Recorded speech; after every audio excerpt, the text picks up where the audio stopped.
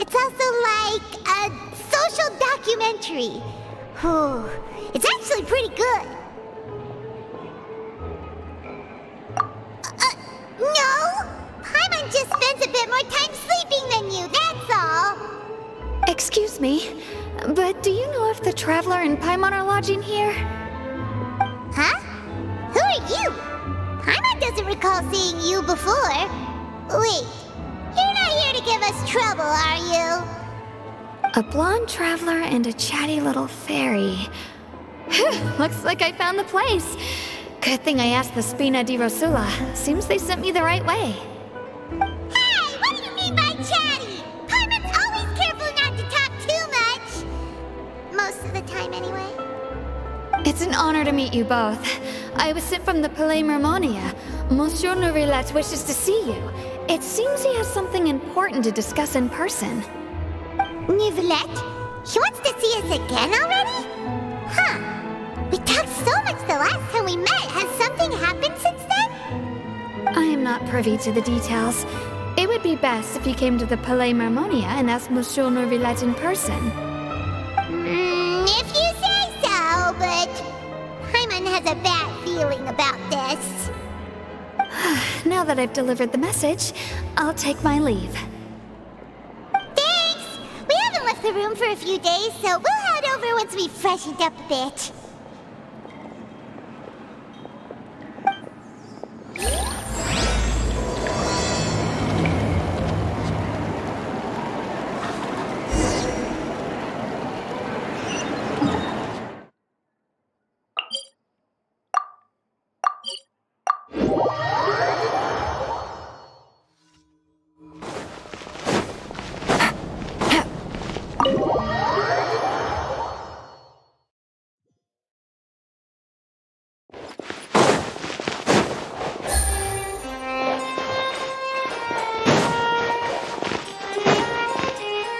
Take it easy.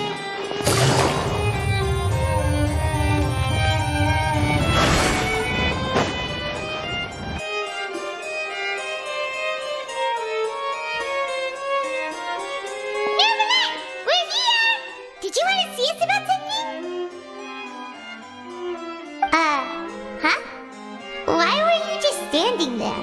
You daydreaming or thinking something over? Yes, I did send someone to fetch you.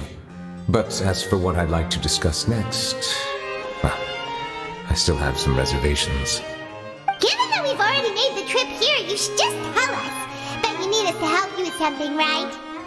I do indeed have something I'd like to ask you to do. However, you should wait until after I tell you the details, then decide for yourselves whether you'd like to help or not. The situation is this. It has come to my attention that the Snezhnayan harbinger known as the Knave wants a diplomatic meeting with you, correct? I heard that she was originally from Fontaine, but for her to suddenly arrive here and abruptly request such a meeting like this, I sincerely advise you to refuse her invitation outright.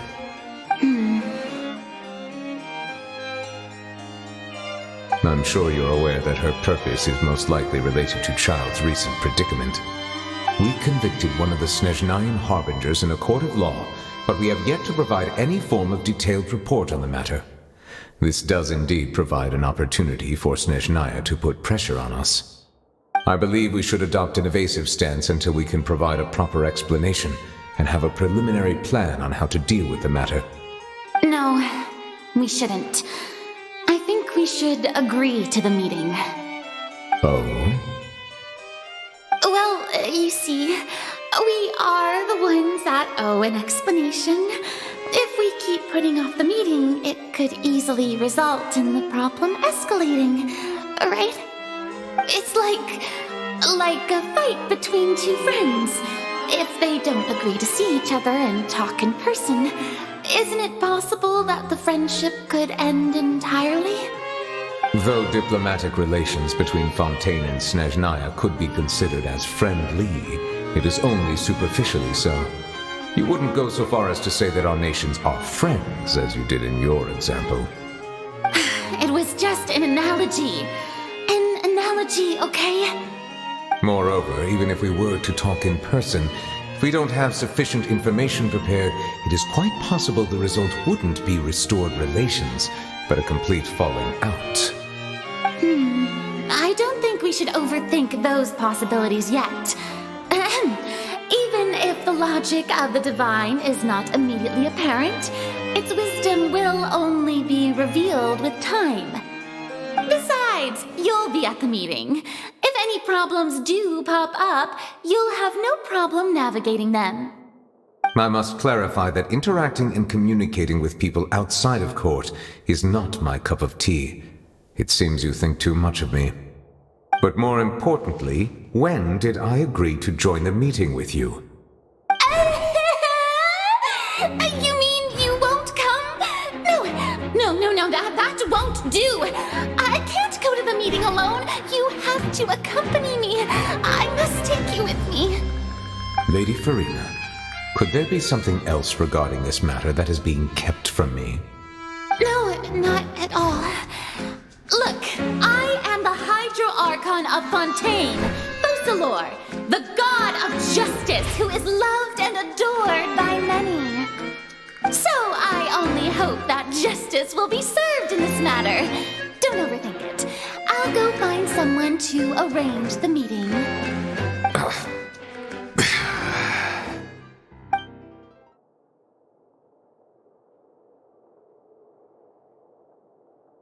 Though it could officially be considered a diplomatic conference, I prefer to see our meeting today as an ordinary tea party. I assume you see it the same way, Miss Farina?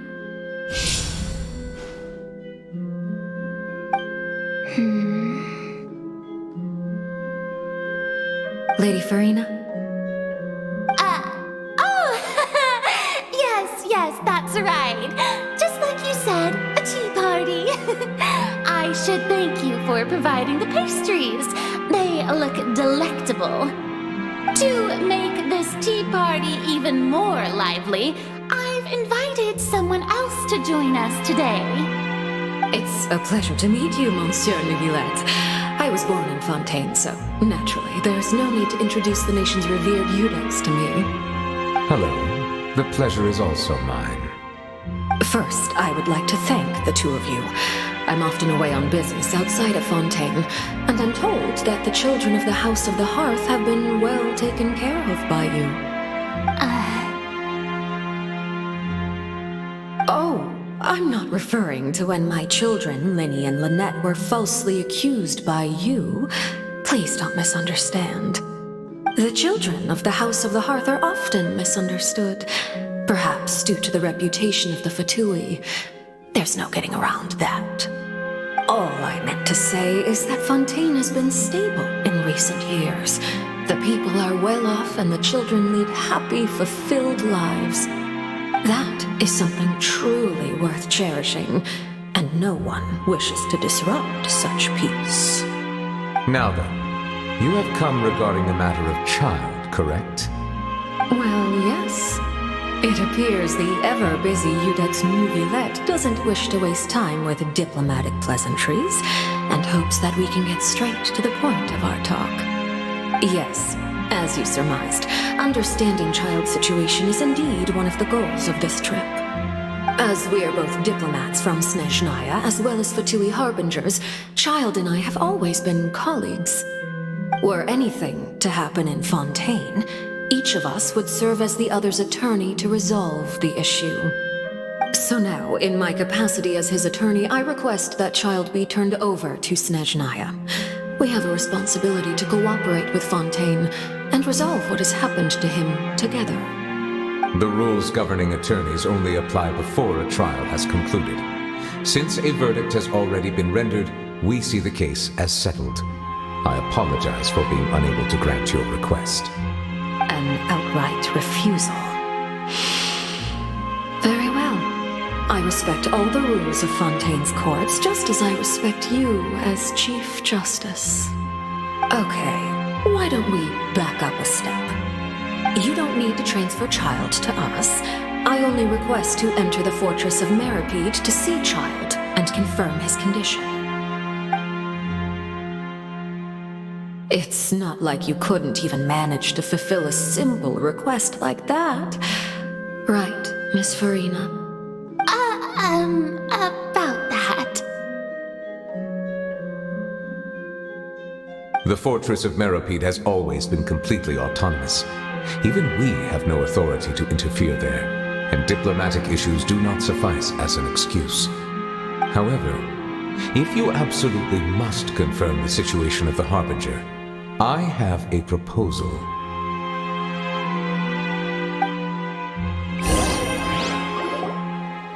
The knave showed up already? Well, Lenny did say that Father will be returning soon. We didn't even know that Lenny was from the House of the Hearth at the time, so we kinda overlooked that information. Yes, thank you for your kind advice. I'm well aware of the situation. I also noticed that Lady Farina acts a little odd and unnatural whenever I bring up matters related to the knave. Could the knave be threatening Lady Farina or something? If that were the case, then why wouldn't Lady Farina inform me? And what means could the knave possibly have to twist the arm of an Archon? So maybe that's not very likely. Even though Farina can act a little weird at times, she's still an Archon. In reality, this problem is even more thorny than it appears. According to reports from the fortress of Meropide, Child recently disappeared under mysterious circumstances.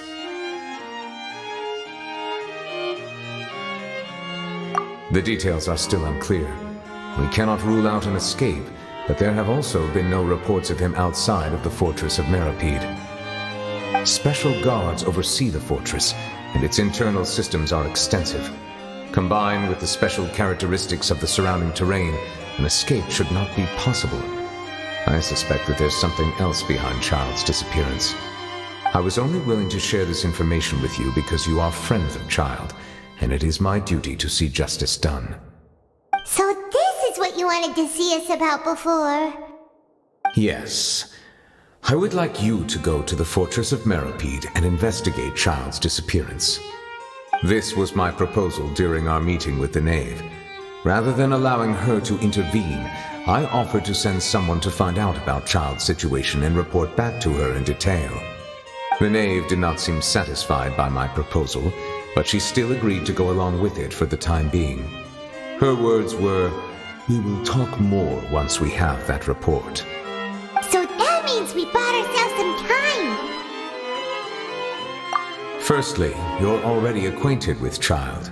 Your eyes may discern relevant details there that others would miss. And secondly, is the consideration of the unique nature of the fortress of Meropide. Isn't it just Fontaine's prison? I would not define it so crudely. The fortress of Meropide is not affiliated with the court system of Fontaine on paper. It has always existed as an autonomous entity. Early in Fontaine's history, criminals were punished with exile, not imprisonment. Even today, sentences against convicted criminals still include exile, just as before. The fortress of Meropide may seem like a prison, but it should in fact be regarded as a gathering place for exiles. All we do is dispatch guards to keep watch and help maintain security, but we have no right to get involved with any other matters. Although I do have a personal relationship with the administrator there, neither myself nor the courts have the right to be directly involved with the investigation, no matter how serious the grounds. Oh, Paimon gets it now! That's why you need us to conduct our own investigation as a third party, right? Correct. I will arrange false charges against you so that you may secretly investigate inside the fortress during your detention. This will save us a lot of unnecessary trouble. So, are you two willing to accept my proposal? Yeah, no matter how you look at it, it seems we're the best choice. Alright, we hereby accept this difficult task. Reluctantly. You two have my sincere thanks. This matter is of critical importance to Fontaine's current situation. Also, I hope that both of you can keep this operation a secret. We will rendezvous at the Fortress of Merope's entrance on Erenius once you've prepared yourselves. I will arrange for someone to take you inside. Prepared ourselves? Is there something we need to prepare? Perhaps you could enjoy a good meal and have a nice bath. I'm afraid that living conditions inside the fortress are nothing like those on the outside world. Alright! Even though we'll be there on trumped up charges, we'll be in prison for real. On second thought, is it too late to back out? Please do not worry. Since you are sacrificing both your time and quality of life for the sake of delivering this report, you will be compensated according to the highest standards permitted to legal staff, regardless of the outcome. Now that's more like it! Come on, traveler, let's go eat the best meal we can find! We'll eat so much that we won't need to eat another meal for a whole month! You're a treat! Are you leaving now? In that case, please take this cake as a token of my personal gratitude.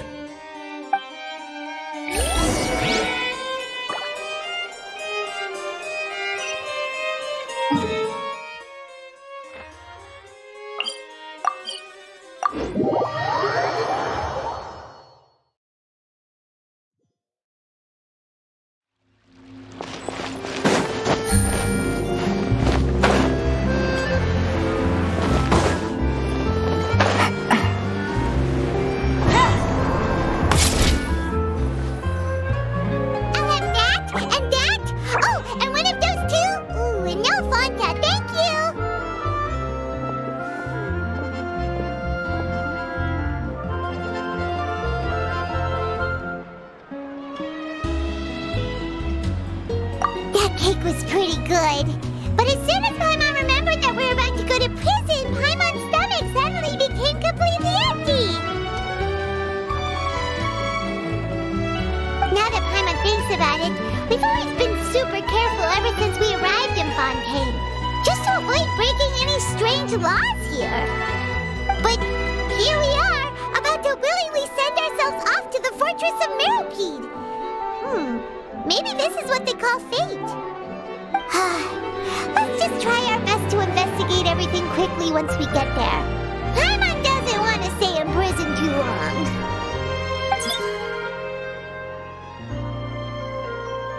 Oh, what is that I hear? Is it the taste of a breaking story? Hey! You can't hear a taste! And what are you doing here, Charlotte? Oh, don't remind me. I invited an eyewitness to a case to eat here, and I was planning to get some great material out of him. But he didn't even show up. Calm down, calm down. This is nothing new. As a journalist, you should be used to this by now. And as long as you can score some juicy tidbits from the traveler, you might still be able to recover the cost of the meal. You know we can still hear you, Charlotte. Never mind. It's nothing. I just heard you mention the Fortress of Meropide. You didn't commit a crime, did you? Please tell me all about it. No way! We would never! We're just going there to...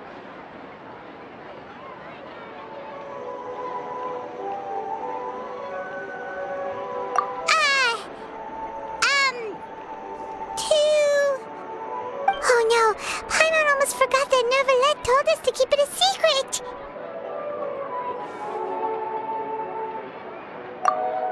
Huh? You're being arrested for that? Oh. But now that I think about it, I suppose that's not completely unreasonable. That's pretty despicable, almost as offensive as committing theft. You mean Paimon really did something that serious? Sorry, Paimon really messed up. In that case, it's nothing particularly newsworthy after all. Oh, how disappointing. All right, there's still a chance. Since you're going to be at the Fortress of Meropide, would you be willing to help me gather some material for a story? About that, Paimon doesn't think we'll have any time. Oh, it's nothing difficult. All you have to do is think of a way to get some time face-to-face with the warden of the fortress. He was awarded the honorary title of Duke in Fontaine. Sounds really cool, huh? Only those who have made significant contributions to the nation have been conferred this title. It's incredibly rare. On top of that, the Fortress of Meripede has never been under the jurisdiction of the courts. Practically nobody, including journalists like me, knows anything about the person in charge there. Oh, if I could write an exclusive article about him, I bet it would sell a boatload of papers. You make it sound easy, but it really depends. Of course, I wouldn't ask you to do it for free, so this meal is on me. All right, you got a deal. We'll do anything you want. Then it's settled. The food should be here any second, right? Huh? Wait, just how much did you order?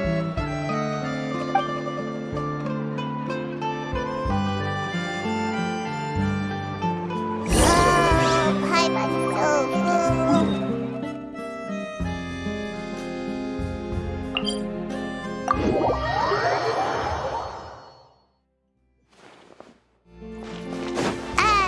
Wait. Paimon just said something really ominous, didn't she?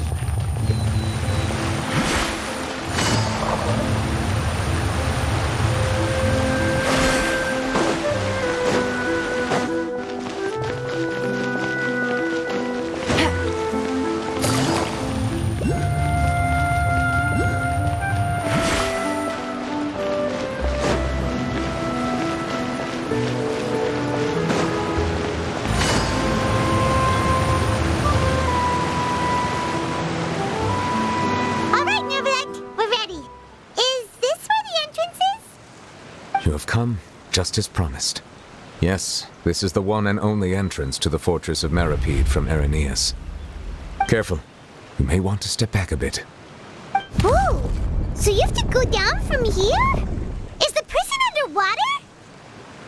Utilizing both the barrier of the water as well as the fear humans have of the depths, the Fortress of Meripede is naturally the perfect place to confine and guard criminals. But do not worry.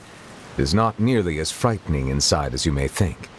You will see for yourselves once you are down there. Paimon hopes you're right. Don't know about you, but just thinking about being at the bottom of the sea like that gives Paimon the heebie-jeebies. Oh, and there's one more thing. I mentioned that I have had personal dealings with the administrator of the fortress, Wriothesley. He's a very shrewd fellow. Yeah, we heard about him too. He's that Duke, right? Correct. He is the highest-ranking manager of the underwater prison. Even though you are going there to investigate at my behest, it would behoove you to avoid any confrontation with him or any of his subordinates.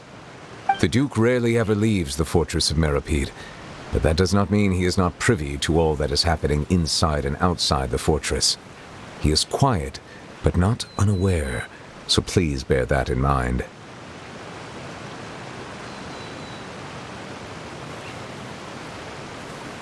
All right, it's about all the time that we have to talk privately.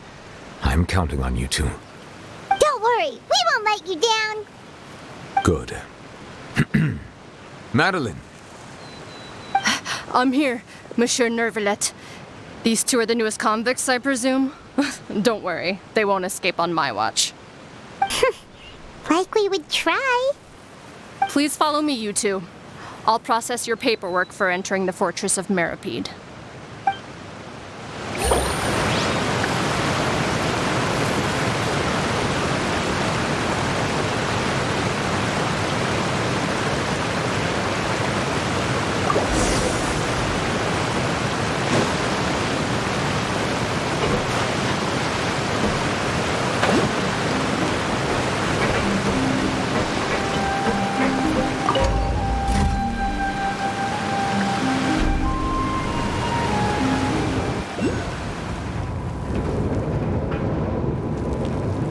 Are we already underwater now? Huh. So this is what it feels like to be a criminal in Fontaine. You two seem to be taking this pretty well. It's rare to see convicts in such a good mood.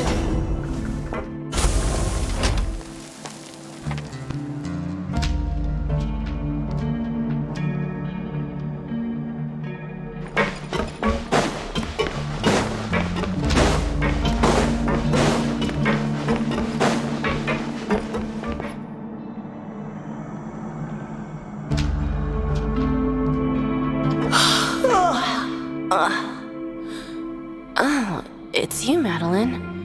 Why'd they make you make the trip down here today? Monsieur Nervalet personally requested I escort these two convicts. I suppose he was concerned others might not be up to the task. Well now, aren't you the lucky one? Must be nice to be on good terms with the big shots like the Chief Justice. The only people I get to see every day are the new inmates. Well, have you tried service with a smile? Who knows, it might help your professional reputation. Yeah, right. As if. Every criminal comes through here looking miserable. How can I smile with such a toxic work environment? And even if I did smile at them, the convicts would probably just think that I'm some freak getting some kind of twisted enjoyment from their pain. Oh, she's got a point. Well, I've finished transferring you. You two will register here, and Marette will guide you through the remaining procedures. Yep, I'll take it from here. You head on back to that bright and sunny world above. Okay, let me see. You are the Traveler and Paimon, correct?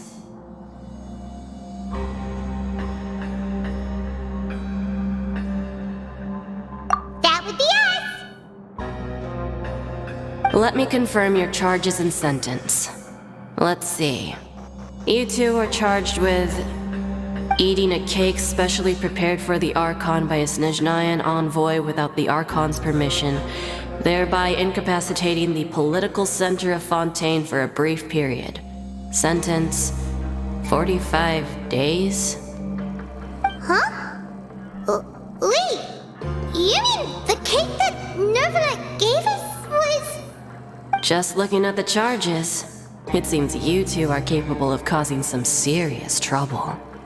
And considering how fond Lady Furina is of sweets, this crime is tantamount to trying to assassinate the Hydro Archon herself.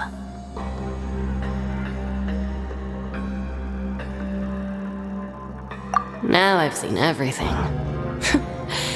Anyway, we still need to finish processing you before you can enter the Fortress of Meripede. Please stand in front of the board over there. I'll take your mug shots with my camera.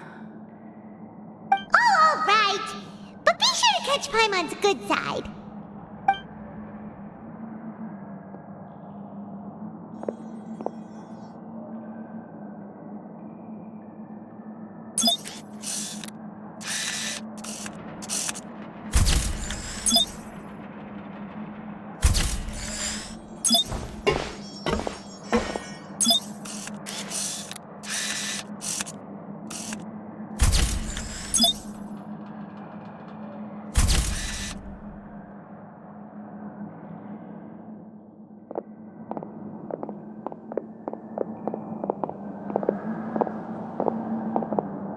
And we're done. Thank you for your cooperation. Next, someone will be along to guide you inside the fortress. Please be sure to cherish this opportunity for rebirth. Huh? Rebirth? Isn't that a little much? We're only gonna be here for 45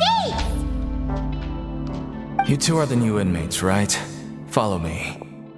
Oh, okay! Paimon is Paimon and this is the Traveler! Save it. Not like I'll remember your names. Move it.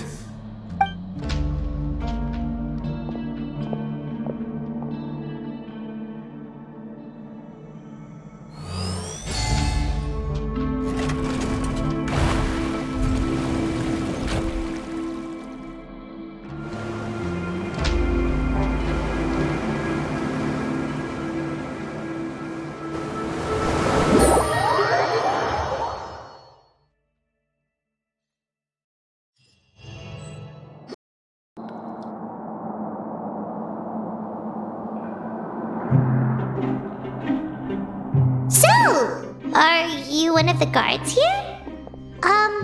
Is there anything we should be careful of while we're here?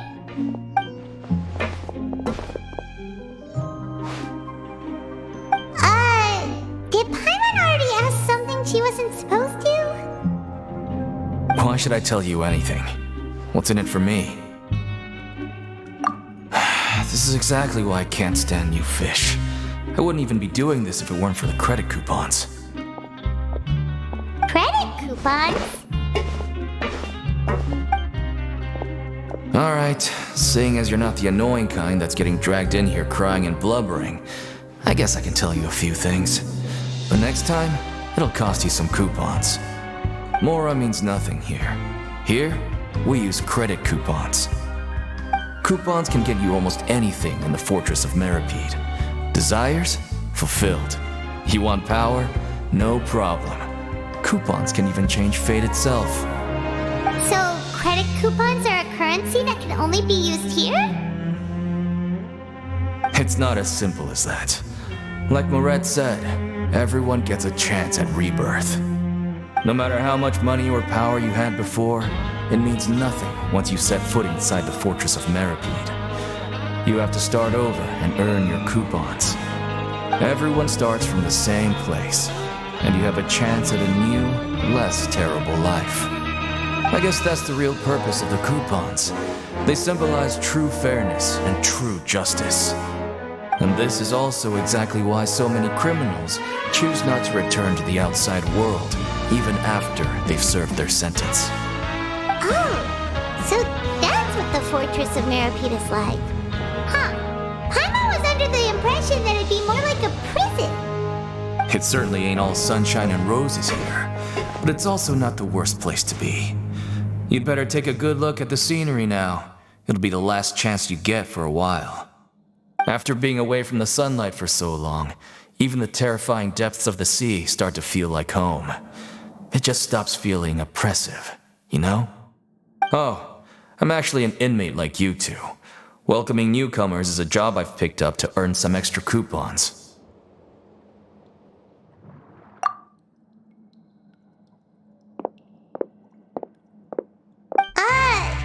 Why aren't you answering us again?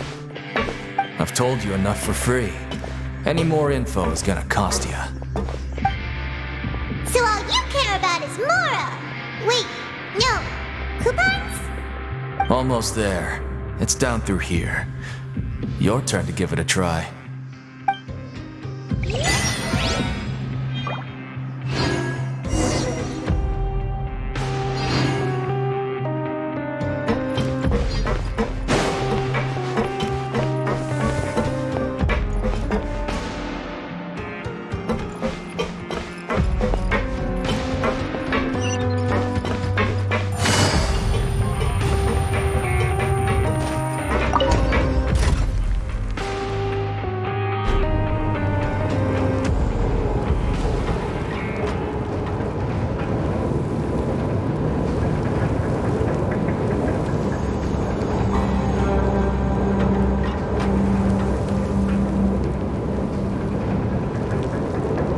I got a new letter from an informant.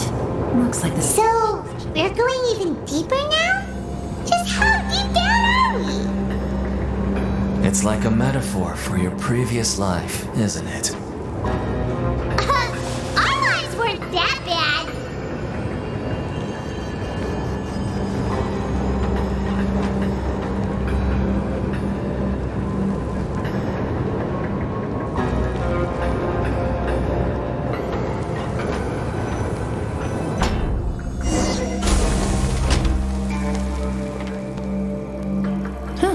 Good roll. All right, maybe I'll take one more day off and knock out the rest of the work once I'm feeling up to it.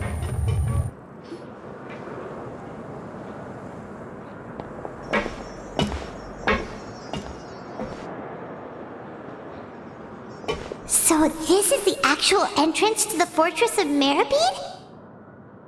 Huh. It looks like there are other new arrivals too. Oh, they sure don't look happy. Maybe we look too relaxed for fresh convicts.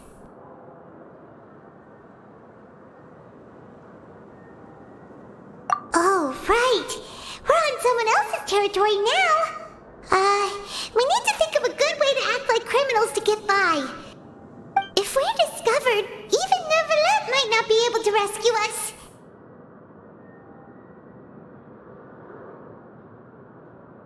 Hey! Don't scare Paimon! Oh, Look, I don't really know you, and I have no idea what kind of crime you committed, but you wouldn't have happened to anger someone important, did you? Someone important? Paimon doesn't think so. Wait, why are you suddenly trying to talk to us now? Now's not the time to worry about that. Anyway, it's over there, so you just go on over there by yourselves. I've done my job, so good luck. What was that all about? Wait a second. Are there usually so many garter mechs around here?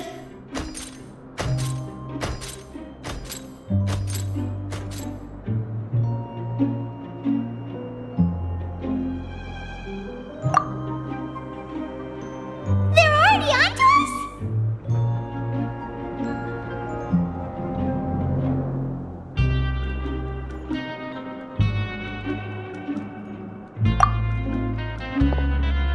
Prisoners numbers 7459 and 7560. Welcome. Oh, no need to be anxious. These Gardamex aren't here to attack you. In fact, they're here as your honor guard.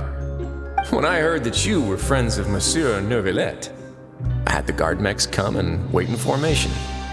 Wait, you know about our connection with Neuvillette? The seafloor isn't as cut off from the world as you might imagine. However, I'm afraid that I know nothing more than that you are friends of the Udex. And as you can see, committing a crime means being sentenced here, even if you're friends with the Chief Justice. Quite fair.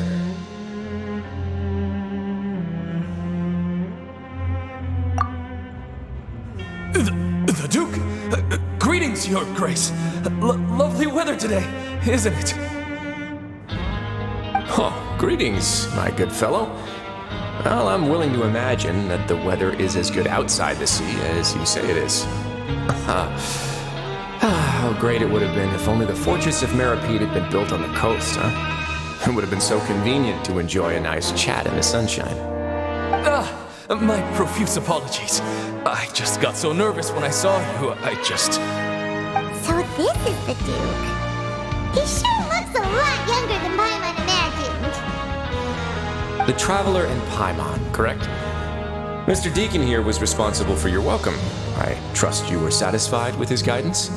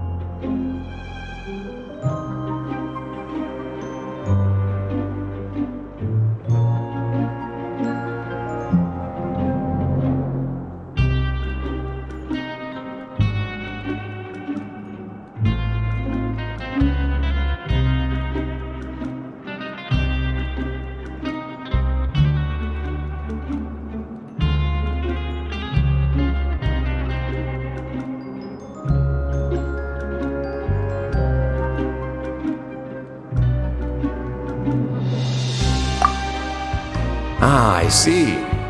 In that case, I regret to announce that Deacon here has just missed the best opportunity in his prison career to be promoted. I admit that I was only thinking about the coupons.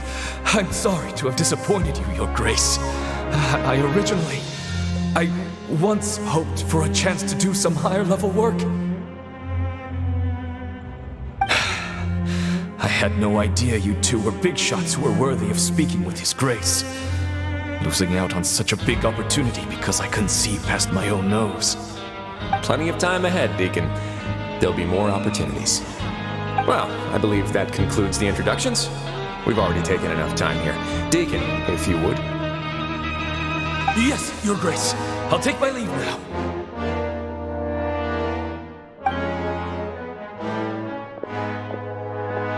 Please, follow me. To make you feel more welcome, I'll show you around the various facilities of the Fortress of Meripede. I hope it'll help you adjust to life here. He's going to personally give us a cure? Huh. Archon can't figure out what this guy's thinking at all. No wonder Charlotte's so interested in him. He's one of those mysterious types. Alright, let's keep up with him.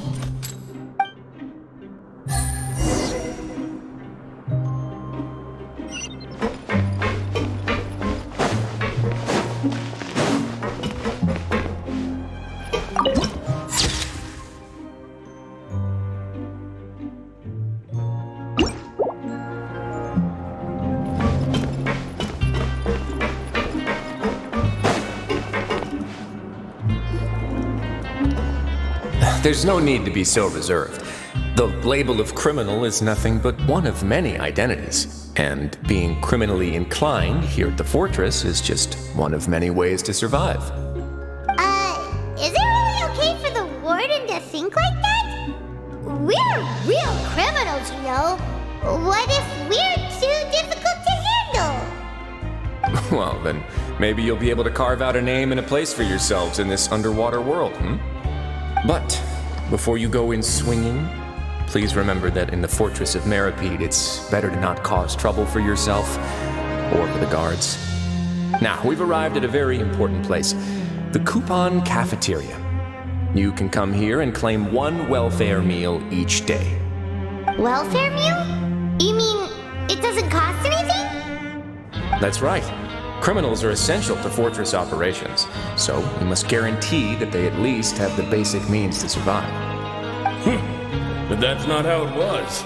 Back in the day, it cost your reward coupons just to get a cup of water here. For fish like you who just arrived with nothing, you'd have to go to work hungry until you earned enough coupons to eat. It was only after His Grace became the administrator that we got the free meal rule. Now everyone gets a square meal every day, even no-good slackers who've never picked up a wrench in their whole lives. Nobody starves to death here. In the Fortress of Meripede, credit coupons are the only currency, and everything must be purchased. In some sense, you could say using the coupons is a form of trade. But trade is always conducted by people. So if we want trade here to prosper, we need everyone to work hard and live their lives. If nobody could even afford a meal, then the whole fortress would be up in arms. And that would only make things more difficult for me. So, rather than saying that we're giving everyone a free meal here, you should say that everyone's hard work has improved the living conditions in the Fortress of Meripede. Your Grace's reasoning is correct, but what I said is also true. Whatever the case, hard work is rewarded here. You'd be hard-pressed to find anywhere else as fair and reasonable. Right! Paimon sees your point. By that logic, this place doesn't seem so bad after all. Oh, wait, no. We shouldn't drop our guard so quickly. But it seems the inmates really respect the Duke because of his attitude, right? We should still try to verify the truth with our own eyes. Let's continue this way.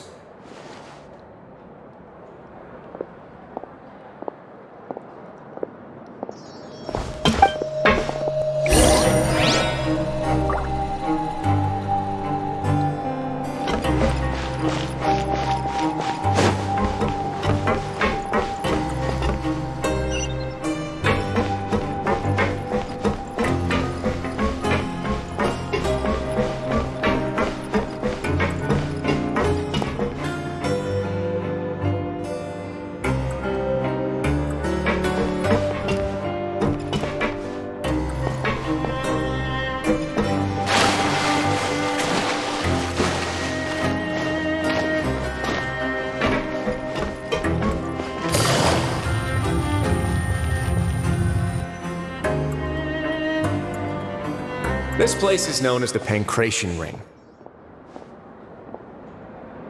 Sometimes we have criminals who have more energy than they know what to do with. Their daily work alone isn't enough of an outlet for them. So, instead of leaving them to their own devices, we've provided them with this dedicated venue. This way, nobody will get involved unless they want to be. Pancration matches? And you can earn extra coupons? Oh, what do you think, traveler? Interested?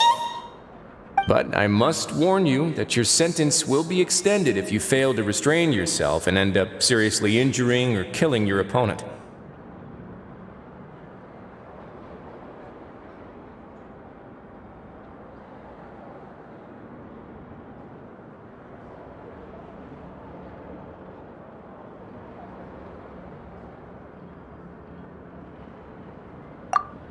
So, did you set this place up too? No, actually. I just granted approval for the organizer to use this area to build the ring, and I collect a portion of the proceeds in return. Of course, the fees are also quite useful. Oh. Do you mind if we ask what they're used for? Sure. Ensuring personal safety, maintaining the arena, and resolving any conflicts that arise. Why? Are you interested in how to manage a pancration ring? Oh, no. Paimon was just wondering if that's how you paid for everyone's welfare meals. A reasonable guess. I see you have a talent for entrepreneurship. Oh, you hear that? Paimon has a talent! So we can start a business here? That is something you can discuss between yourselves later. Let's move on for now.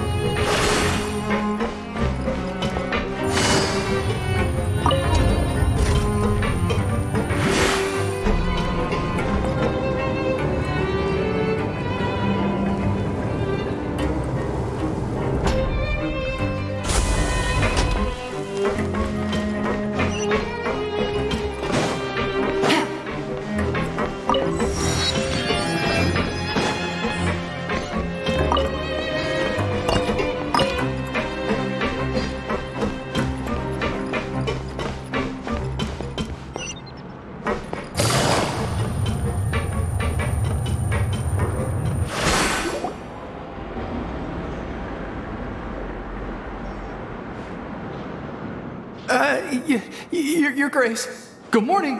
I mean, good afternoon. No, wait, what time is it again? What time indeed? Time waits for no one, so it's best to keep an eye on it. My apologies, Your Grace. Jeez, that guy's so nervous he almost forgot to breathe. Sorry, forgive my manners. These are the dormitories, which is where inmates sleep. The guards will inform you where your bunk is later. In the Fortress of Meripede, criminals usually spend most of their time in either the production zone or the sleeping areas. The production zone? What does it produce? Is that where we'll be working? Not necessarily. Though working in the production zone is the most reliable way to earn credit coupons. If you have other skills, you can skip your shifts to earn them in other ways. Wow. Wait, you're the manager of this place? And you're just telling us to our faces that it's okay to skip work? The fact that the Fortress of Meripede has continued operating completely autonomously is proof enough that most people are willing to work honestly and earn a stable income. As for what we produce, many of the clockwork machines seen all over Fontaine originate from our workshop. Therefore, the Fortress of Meripede is not only a place where criminals serve their sentences, but also a giant machine factory. There's no need for me to get into specifics about the production process now. You'll experience it all firsthand when you report for work tomorrow.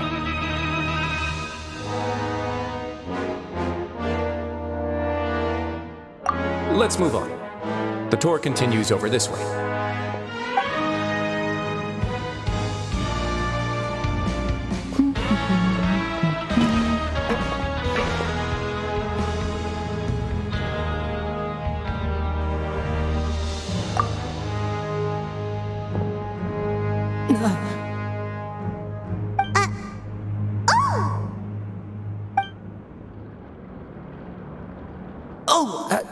You really scared me there.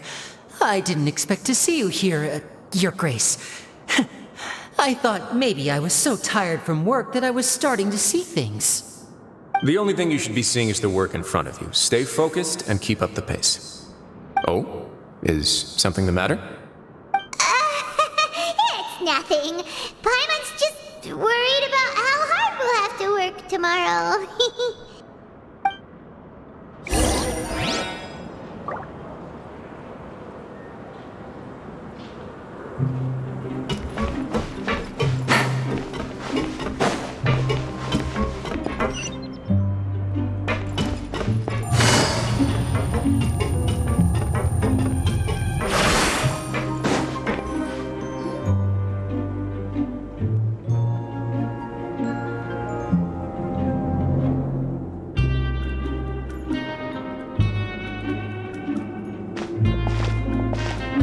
Your Grace?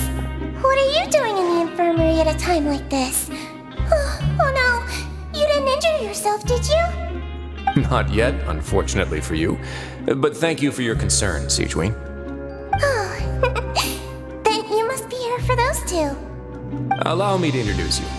This is the infirmary, and Sigewin here is the Fortress of Meripede's head nurse.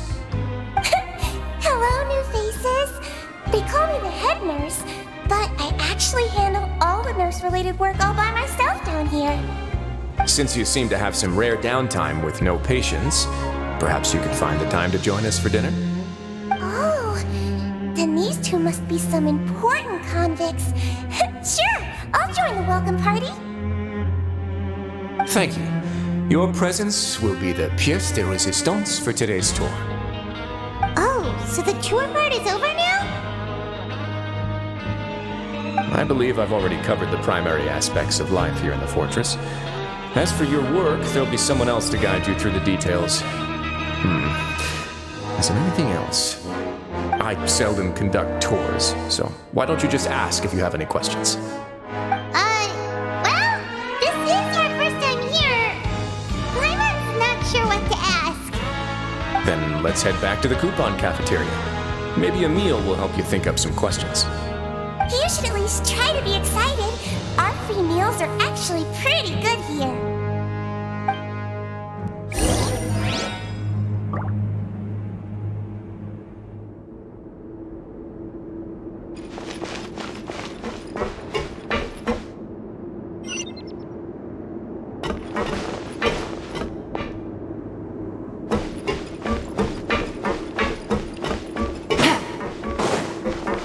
Take it easy.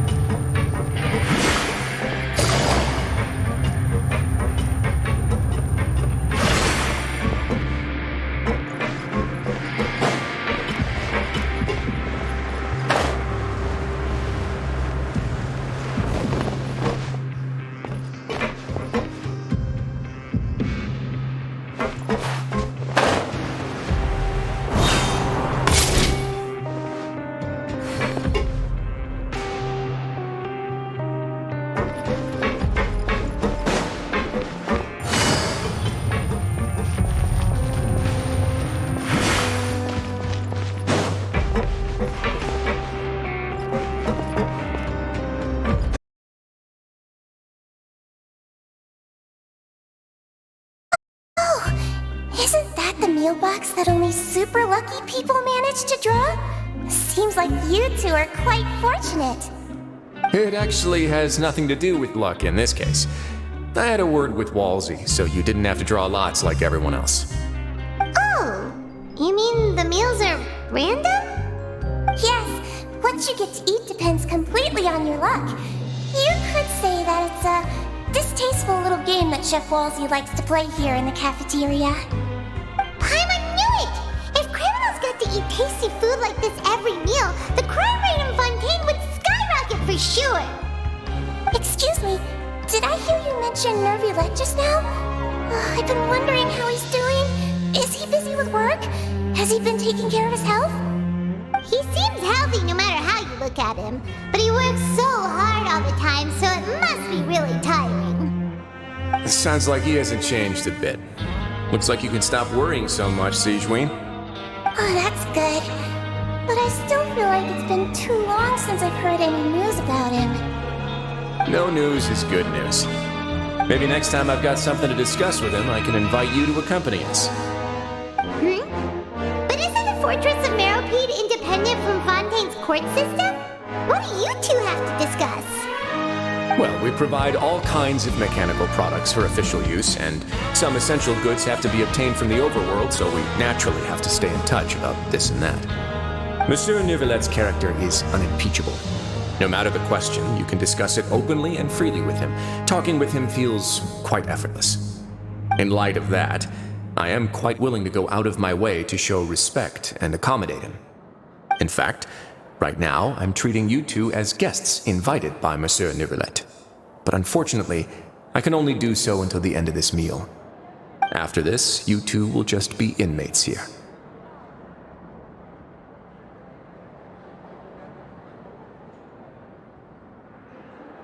You're very welcome. Well, your new life awaits.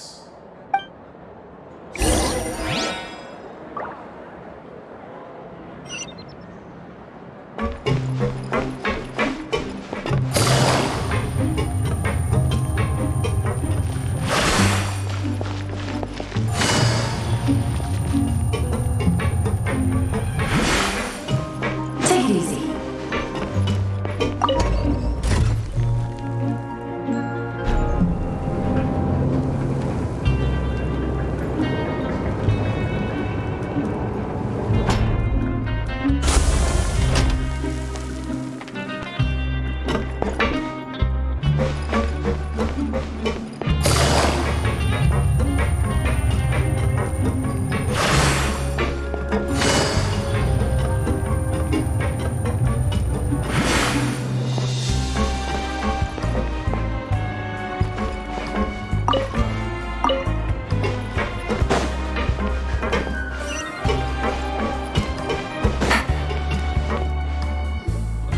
Traveler and Paimon, right? Listen up. As new inmates, the only thing you need to worry about is what to do and when to do it. Don't make any extra trouble for yourself. Your bunks are right over there. Follow me.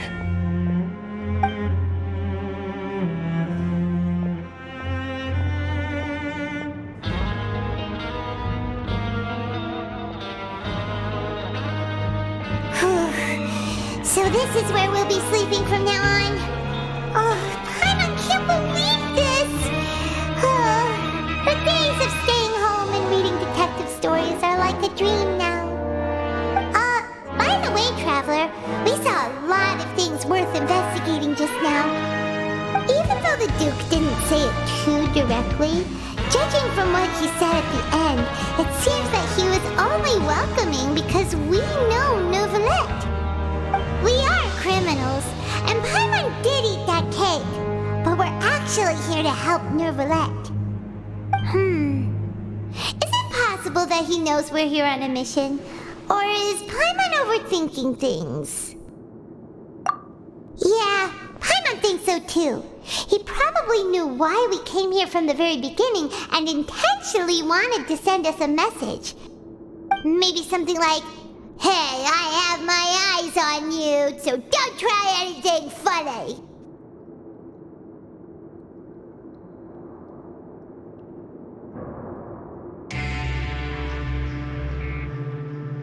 Yeah, you're right. It's not like we can go back to Nervulette empty-handed and say, "The dude looks scary, so we gave up." And besides, the Duke said that he was willing to go out of his way to show respect for Nervulette, right? So need to try. But Paimon hasn't gotten a clue where we should start our investigation.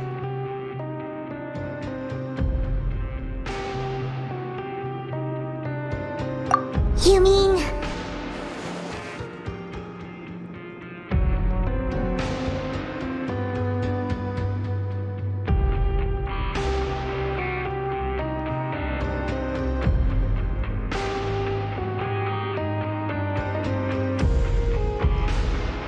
Yeah, that's what Paimon was thinking too!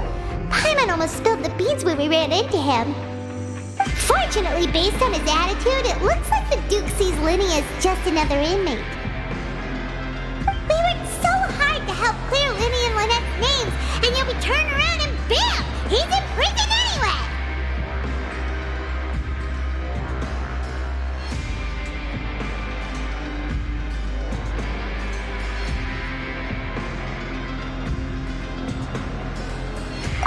Oh, right!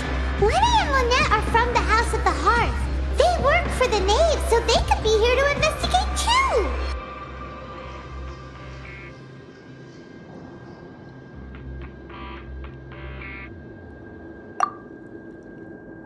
Huh? Oh, it's a card! Paimon didn't notice it earlier. It looks like a magician's prop. Lenny must have left it here. He's in prison and still doing his little tricks, huh? Let Paimon have a look. It was nice to bump into you again. Let's catch up in the production zone tomorrow. What in the world? It's written like he's greeting a buddy on the street. Paimon thought he'd write something important.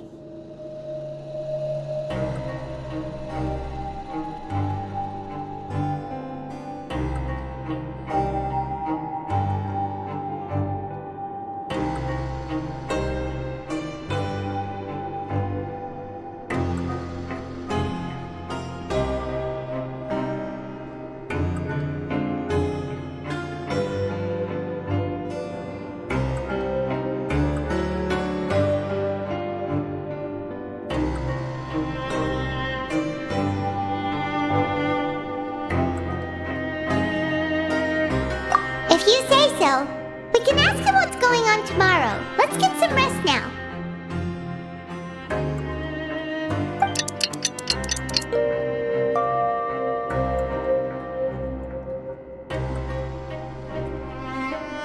Hey, you're finally awake!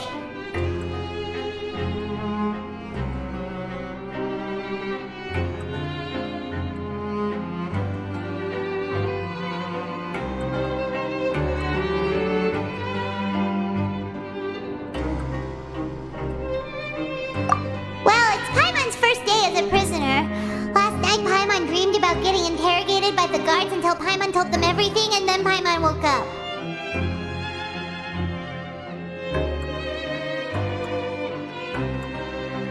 Hey, come on! It's just a dream, okay? Paimon wouldn't really squeal. Maybe?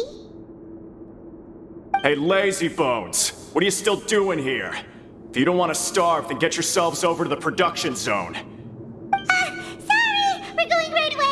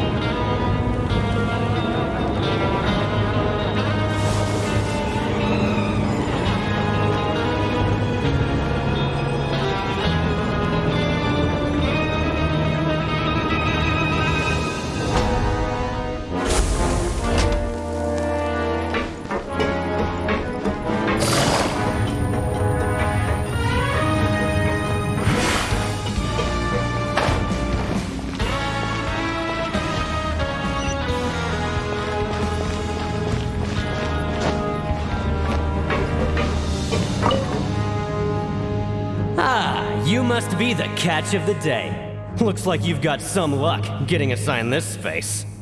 Yep, we just arrived yesterday and... Don't interrupt me when I'm speaking! Yes, sir. Listen carefully to my instructions. I don't want any mishaps. Every machine here is worth more than the both of you. Working around these machines can be very dangerous. Do your job well, and you can eat in the cafeteria after your shift. Get sloppy, and you dine in the infirmary. Anyway, the Fortress of Meropide doesn't want to lose a single one of its machines. And it also doesn't want to waste the production potential of any inmate. You got that? Got it! Your job is to use the machine over there to process widgets. Watch carefully, and make sure you step on the pedal at the right time. If the machine gets jammed, then give it a little maintenance with your fist.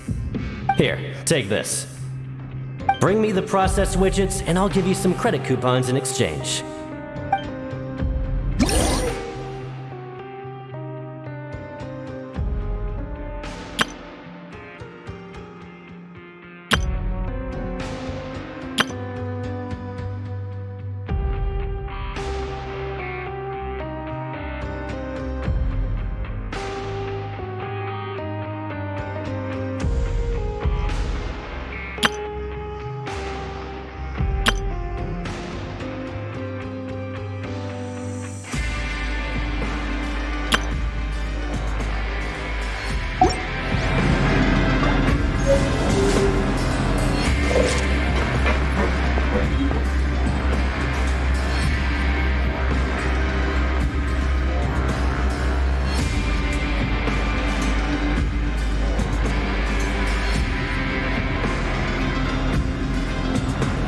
Navigating the world's a whole lot easier with a few different identities to choose from.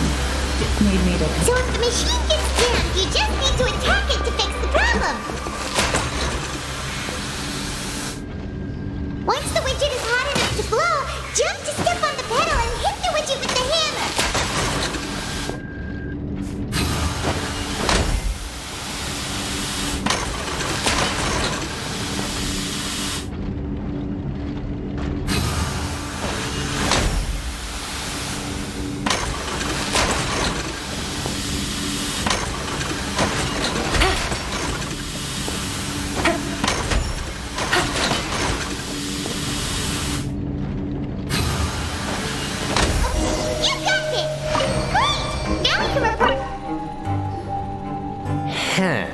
This one is tolerable. Though since the processing is done by machine, the product is all pretty much the same anyway. Alright, I'll pass you for now. And we'll count up how many credit coupons you've earned.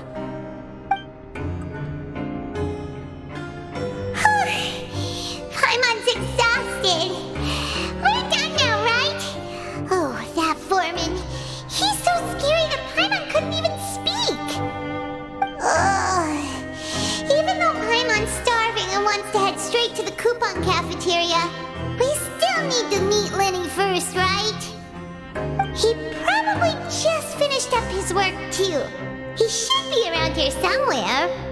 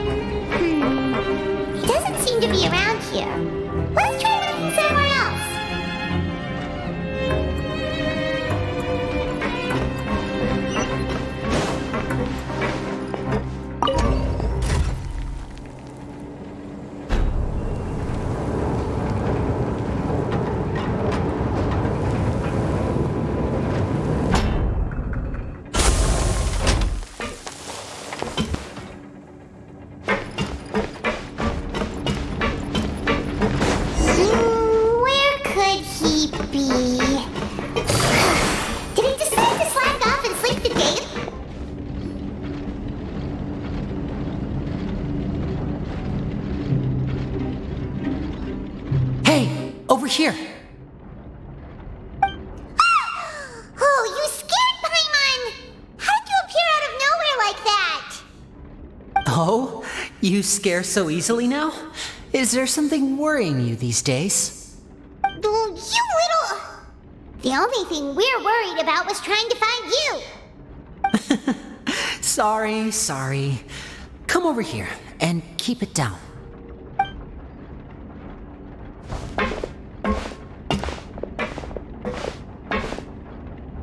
Oh, Lynette! You're here too! You two really are inseparable. That's right.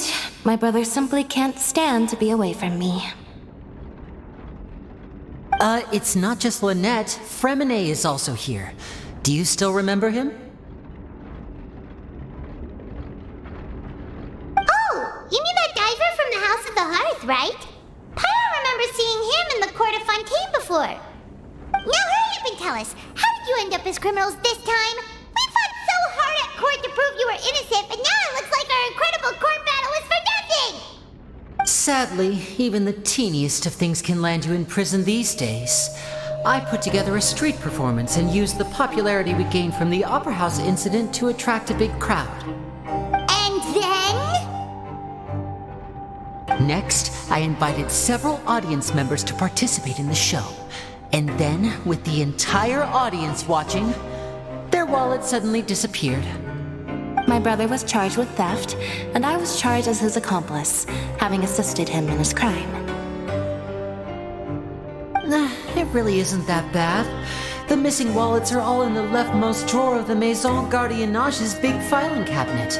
We just need to see how long it takes to discover them. Yep, we should be released then. In terms of the magic trick itself, I think the performance went perfectly. Leave it to Lenny to magic himself into prison.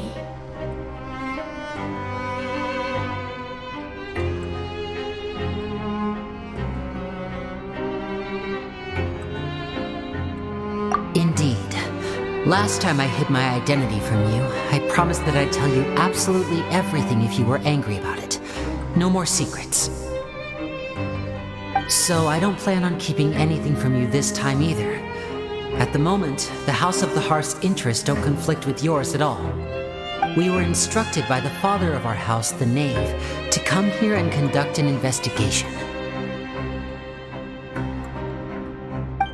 Told you so! See? Paimon guessed right. As for what we're investigating, perhaps you haven't heard, but the fortress of Meropide hides a secret. Some even say that the entire fortress exists just to protect it. The House of the Hearth has been investigating this for a very long time, trying to uncover its mysteries. But recently, all of our informants, including the ones that had infiltrated the guards, suddenly vanished and have not been heard from since. We believe that this is a direct provocation, and it's the reason why we came here.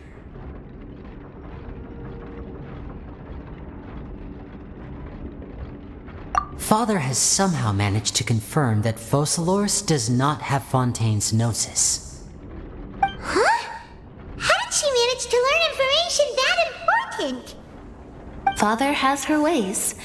Many of them are beyond our imagination, and we've never had the chance to see her at work. But we trust her conclusions. It was this information that led us to suspect that Fontaine's gnosis might be in the fortress of Meropide and is related to that secret. So it's all about the gnosis again. Well, that's about it from our side. How about you two?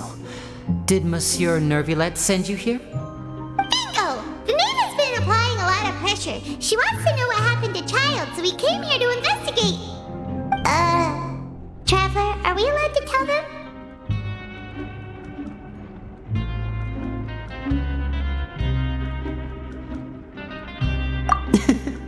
You don't need to worry too much about that. She's just asking for a report on Master Child's predicament as a means of pressuring you. Father used this situation as a pretext to negotiate with two high-ranking officials in the court of Fontaine. She actually just wants to be able to make concessions on this matter for gains elsewhere, almost like a bargaining chip. Sometimes you need an excuse to do things you otherwise couldn't. And a harbinger is more valuable than you might imagine. Of course, it's not a complete farce. If we do manage to find out what happened to Master Child 2, then diplomatic relations with Fontaine could improve, and Snezhnaya might even be able to adjust its stance a bit. Is it just Paimon, or does it feel like we're the only ones who actually care about Child's situation? The relationship between the Harbingers must be as bad as ever. I wouldn't go that far. Father just has different standards than we do when it comes to what can be sacrificed for an advantage. By the way, I have a suggestion. Why don't we team up? Even though we have different objectives, we're both here to investigate the fortress of Meripede. It would be more efficient for us to work together. As you know, the House of the Hearth has many reasons to seek the Gnosis, but our highest priority remains resolving the prophesized crisis. You can trust us on that.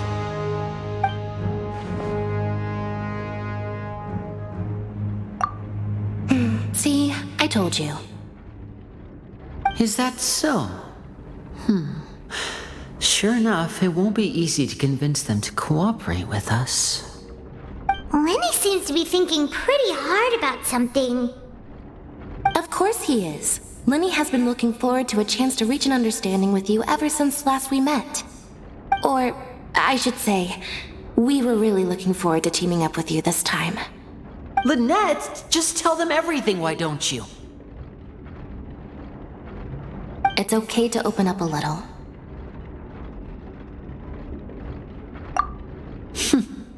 Very prudent of you, and consistent with your behavior since we first met. That's reasonable enough, and I agreed to cooperate on these terms as well. I was prepared for the worst, but you were actually more agreeable than I anticipated. All right then, there's no time to lose. I have some information to share, so listen carefully. Since Lynette and I arrived here, our investigation uncovered the fact that the Fortress of Meripede has a forbidden zone. Most people just clammed up and wouldn't talk, but after asking the right questions, we were able to confirm the existence of the forbidden zone from the guards. You should be aware of that while you're investigating. A forbidden zone? Could that be where Child disappeared to? You're right, we'll definitely keep that in mind. Good. That's the most suspicious thing about the fortress that we know of so far. We have a few other unanswered questions, and we'll be investigating those as quickly as we can. Anyway, I hope you find our information useful at least. Oh, look at the time. You two must be hungry. You should go to the coupon cafeteria and get something to eat. I'll use my cards to get in touch with you again in the future. Oh, that's just what Paimon wanted to hear! Paimon's starving after all that work today. We can talk more about the investigation later. Let's go get some grub!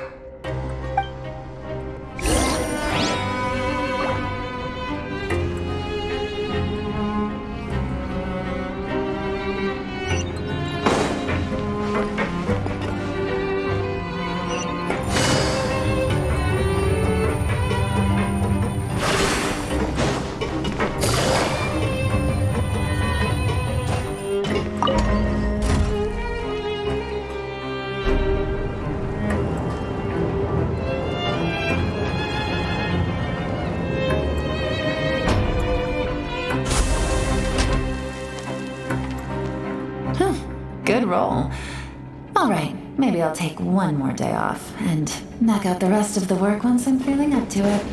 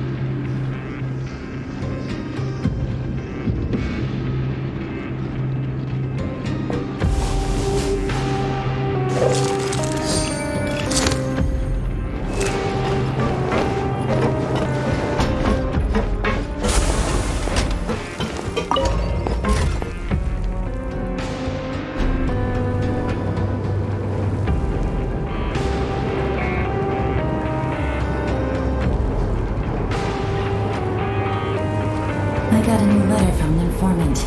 Looks like the situation has changed again.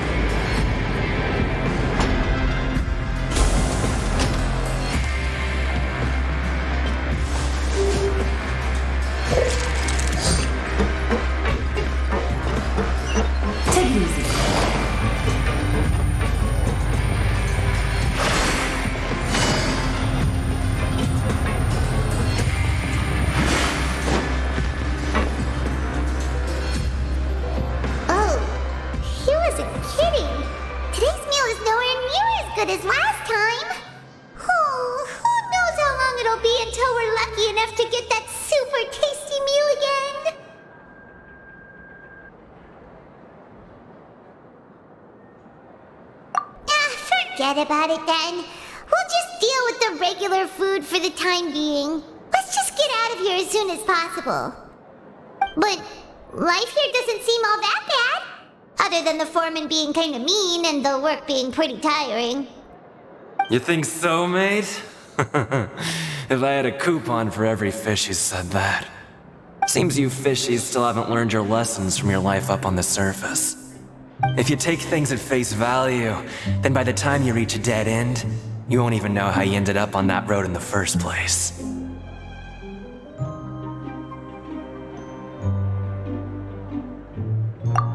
I like your attitude.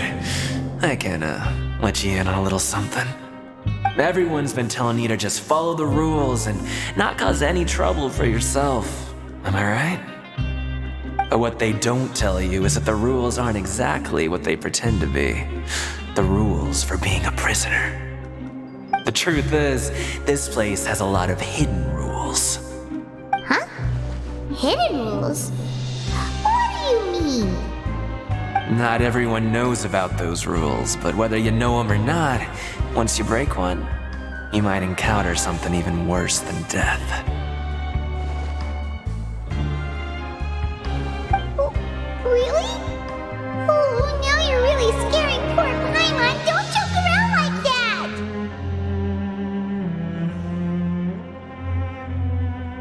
Of course. And I'd say that just disappearing would be one of the better outcomes. Oh, you mean that if there really are hidden rules, then Child's disappearance might have something to do with that? In that case, would you tell us some hidden rules? We definitely want to avoid breaking them. Come on, mate. This is valuable information.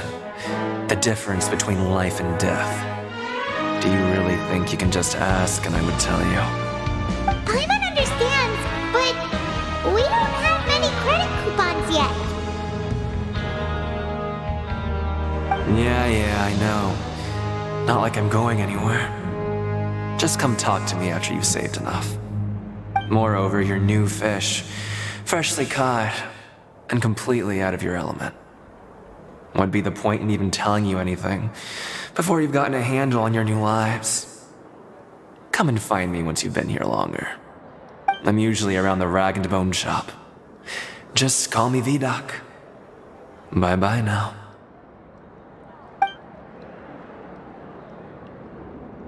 He left. Just like that. Huh. Do you think he's just trying to scare us into buying fake information from him? Yeah. It might be a good place to start in our investigation. Hidden rules, huh? But, like he said, we don't have any coupons and we're still not familiar with this place. Oh, there's nothing we can do about it now. We were so busy talking, we almost forgot to eat. Even if it's not the best, it's probably better while it's warm. Come on, dig in before it gets cold.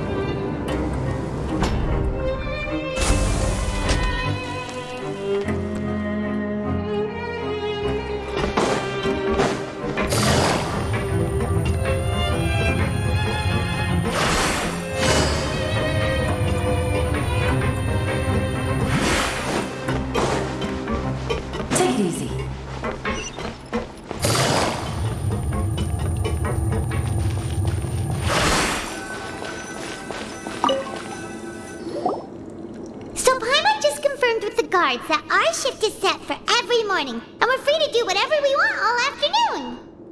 But it seems like most of the other inmates choose to continue working through the afternoon to earn more credit coupons. Oh, and they also said that you can use coupons to skip work in the morning and free up your time. They weren't kidding. Credit coupons really can be used to do anything here. Paimon's so tired. And we'll need to wake up and go to work in the morning. Without any credit coupons, it's not like we can really do anything else. Nighty-night, Traveler. Paimon hopes we can keep making progress on our investigation tomorrow.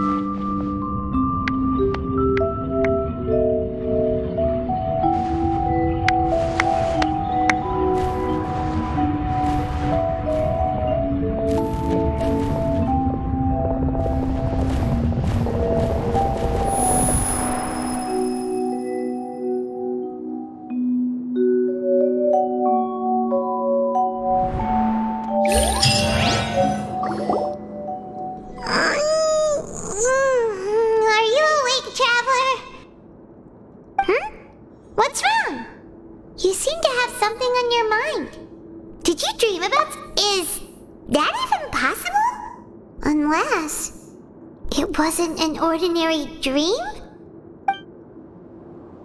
Oh, Child's vision! So you had it with you this whole time? Maybe the vision connected Child's consciousness to yours!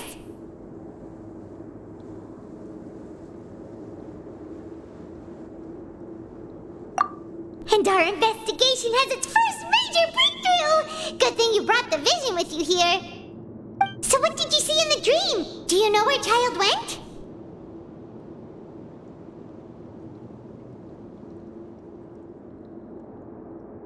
Huh. Okay. Well, hopefully it'll be a bit more helpful in the future. What's more important now is that it's the start of another new day as prisoners. Let's do our best to earn more credit coupons. What's the plan for today?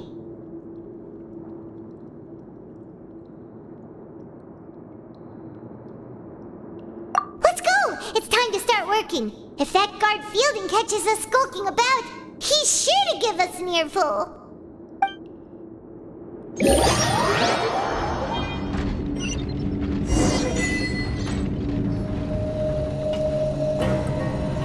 Look who decided to show up. Get your butts in gear and get to work. Time's a-wasted. Good, here you go. Remember to give me the widget once you've finished processing it.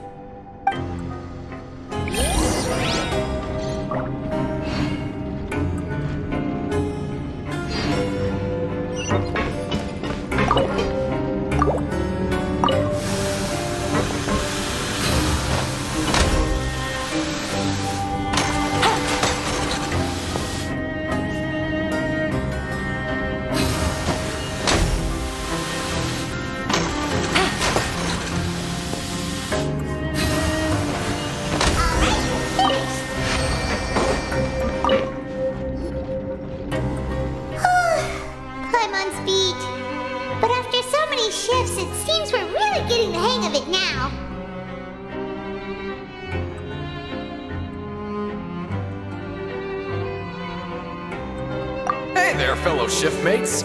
I saw you finished your work, so I thought I'd come over and say hi. Oh, hey there! We've seen you before.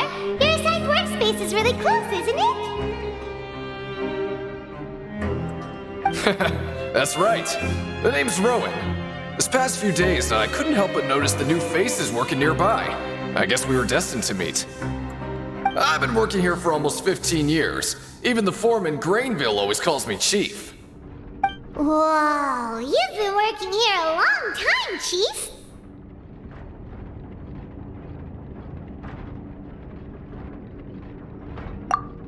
Hey, not so loud. If there's anything you'd like to know, just ask me. I know the work here in the production zone better than the back of my hand. Alright, Chief, we'll be sure to come to you first.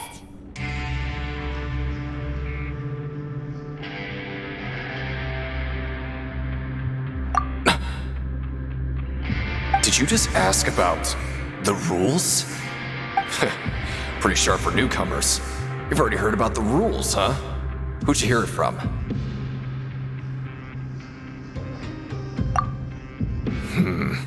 Alright. Seeing as I'm the one who came over here, you're already calling me Chief. I guess I can tell you a little. Truth is, you two keep working like this, you might be putting yourselves in danger. Huh? Wait, there's even a rule about that? What would have happened if you never told us about this? Well, it's usually not that easy to break one on accident. The conditions of the hidden rules are usually pretty specific. But once you do break one, bad things happen. If you work continuously in the production zone for 3 days, and if all you do besides eating and sleeping is just work, then something bad will happen during lunch on the 3rd day. Huh? Like what? Oh, don't scare Paimon! If I knew that, then I wouldn't be standing here talking to you, now would I? You mean, even you have never tried working 3 days like that before? There's actually a legend about this rule. They say that there was a worker who worked way harder than me. He was both efficient and eager on the job, and most other workers couldn't hold a candle to him. One time, he tried to test his limits and worked as long as he could. Then during lunch on the 3rd day, he disappeared into thin air, as if he'd evaporated. Later, some people went and asked some of his past friends about him, but they said, never heard of the guy. What the? How could that happen? Unfortunately, we were assigned different production zones. I never saw for myself what he looked like. Wait, are you thinking that it was...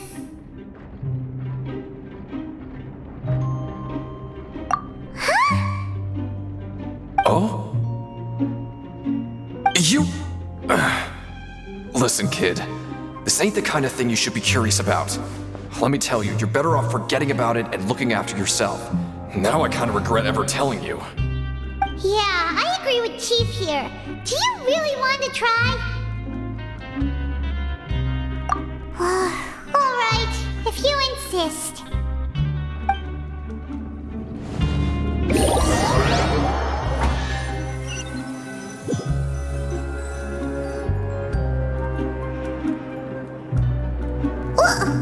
What is this garbage? Ooh, it looks disgusting! Oh, Paimon misses your cooking now. What would you like to do this afternoon?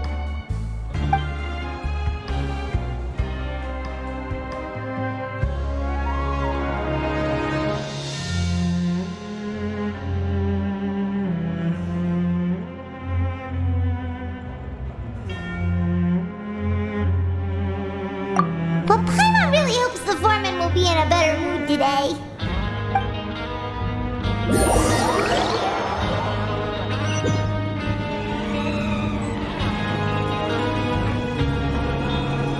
Look who decided to show up. Get your butts in gear and get to work. Time's a-wasted. Good, here you go. Remember to give me the widget once you've finished processing it.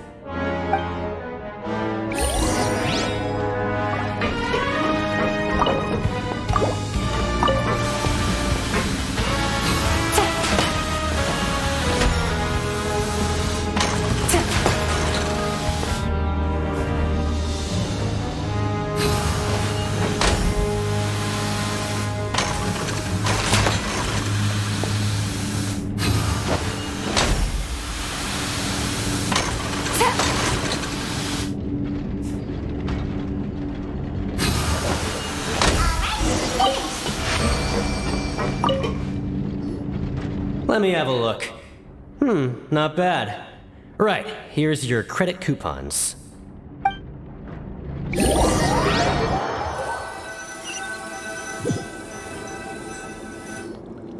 Aw, looks like we won't get a chance to sleep in as long as we're here. Let's get to bed early.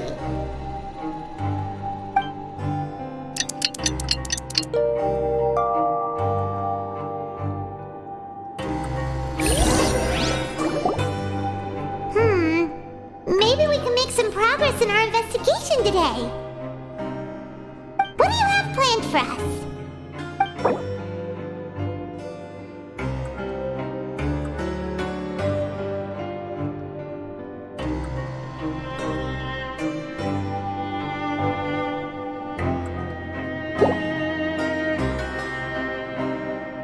Right, we just need to keep at it.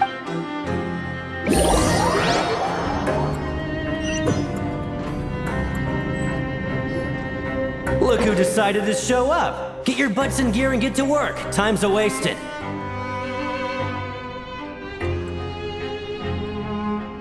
Oh? What's with suddenly wanting to work so hard? You need coupons that badly? Sure. Let's just say we really want to test our limits.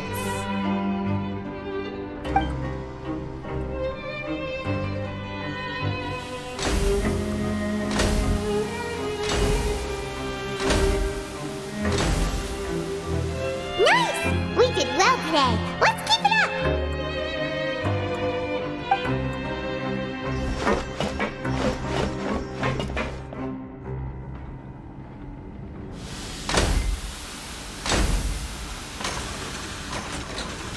Ooh, Paimon's had it. Who knew that processing these widgets would be so tiring?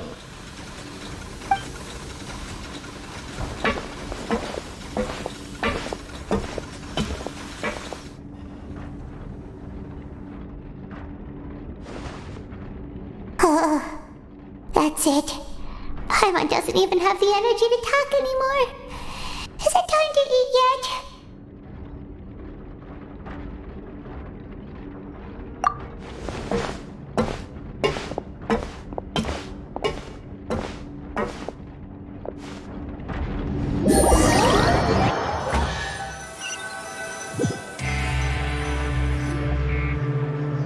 Oh, Paimon's exhausted. It's just work, and more work. Paimon's little body can't handle this much longer. Wait a sec. Now that Paimon thinks about it, haven't we been working non-stop for 3 days now? And now it's lunchtime.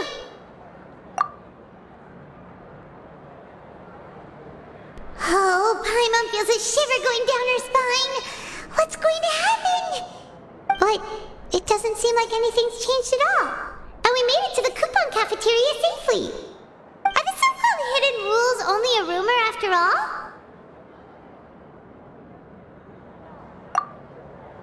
Well, there's no use to just guessing all day. Paimon's stomach has been grumbling the whole time. Let's just eat already.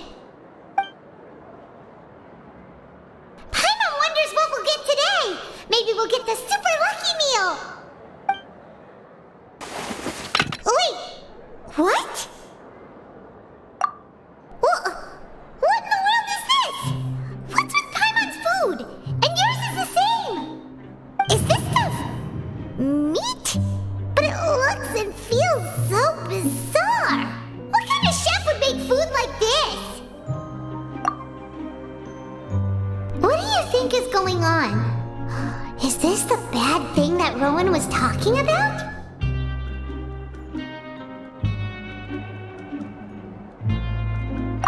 No, stop right there. Paimon gets what you mean, just don't say it. Hey, isn't that Woolsey over there? Well, he must have made the food, right? So let's just ask him about the food and be done with it. Hey, Woolsey, have a moment? What is it? I'm about to go report the numbers for today's free meal, so you'd better make it quick. It's about the meat in our meals. Look, does it seem normal to you? The meat? Oh, that. Looks perfectly fine to me. Totally normal. You better hurry up and shout out. How could this be fun? Hey, don't leave! You barely even looked at it! Hey! What should we do now? Wolsey wouldn't even give us the time of day. Is he trying to hide something? Yeah, looks like we have no other choice. Paimon was positively famished a minute ago, but now she's lost her appetite.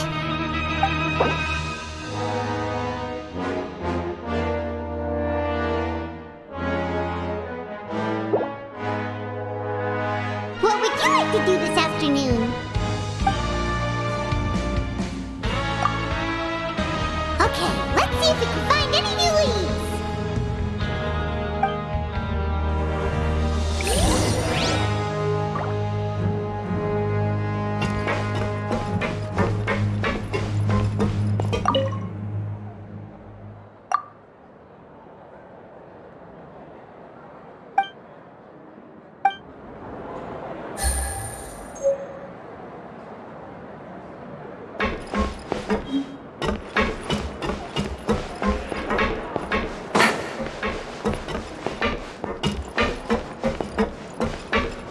Grab yourself a welfare meal.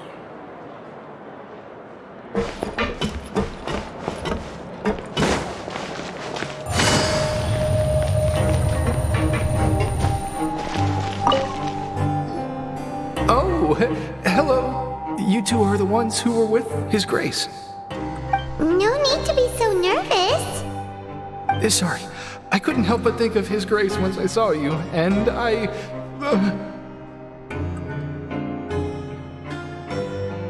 Oh, it's hard to say.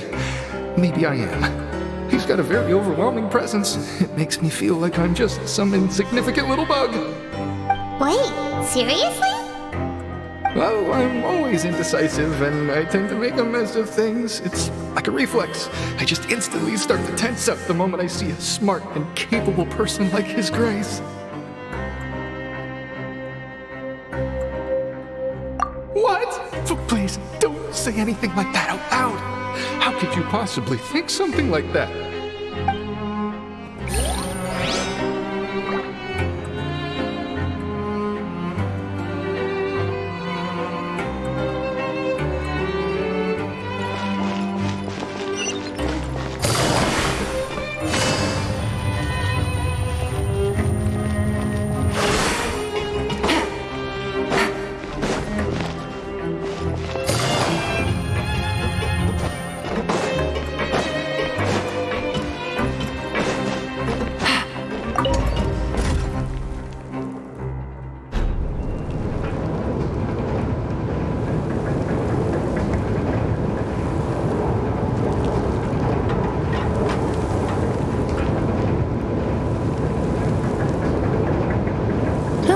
Good roll. All right, maybe I'll take one more day off and knock out the rest of the work once I'm feeling up to it.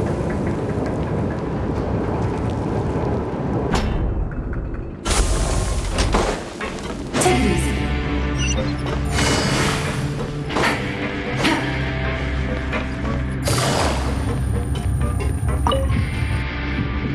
Siegewing? Aren't you supposed to be in the infirmary? What are you doing in the production zone?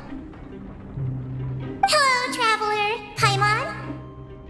Everyone's usually busy around now, and we don't have any patients to look after in the infirmary. I thought I'd come here and enjoy the sight of everyone hard at work. Enjoy? What's there to enjoy here? It's really worth watching. I often stand here and observe everyone. Humans are just so interesting and adorable. I like to watch your expressions while you work. Are you talking about pets or people?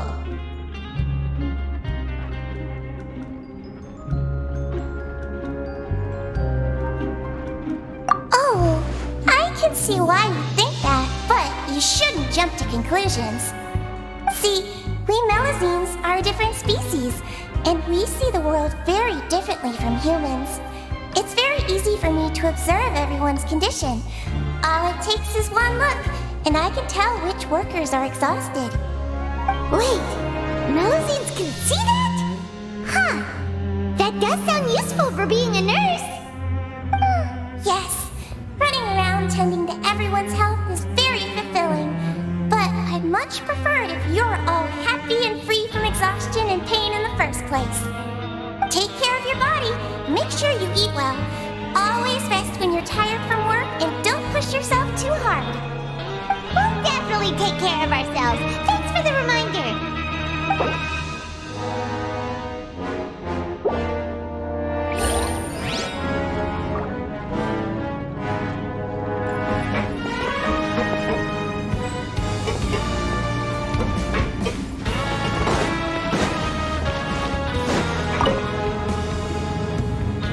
Hey, it's the Traveler and Paimon.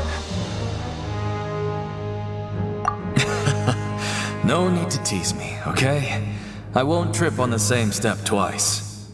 Just like His Grace said, paying attention to every little detail is the key to prosperity. Maybe this is the true meaning of rebirth, not just earning credit coupons.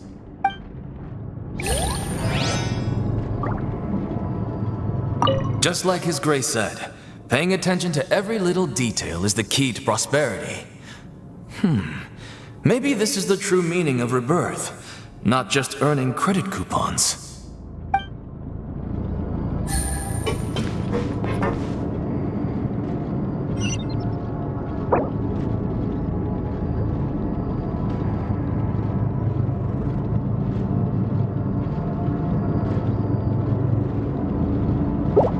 Take it easy.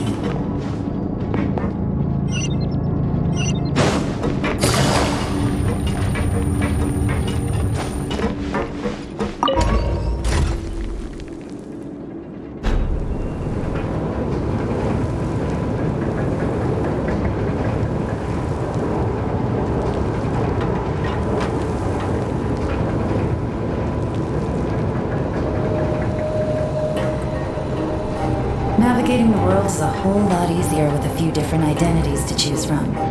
Need me to come up with some for you?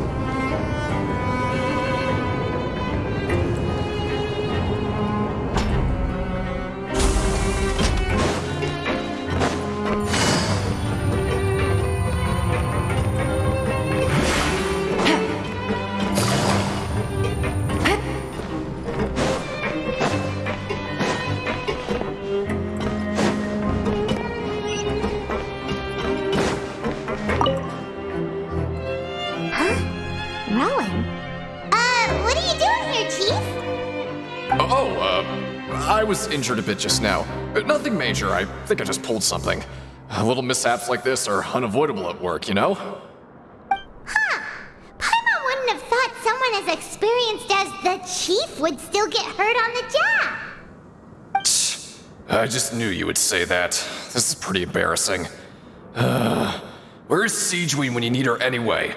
The one time I need to make a quick trip to the infirmary. Oh, you mean she wasn't in the infirmary? Yeah. The rumors say that there's never anybody in the infirmary in the half hour before lunch, and nobody knows where Siegeween gets off to.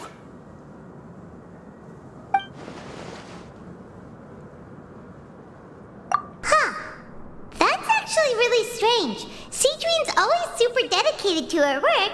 Where else would she possibly go? Forget it. I can take care of a small sprain like this on my own anyway. No need to trouble her.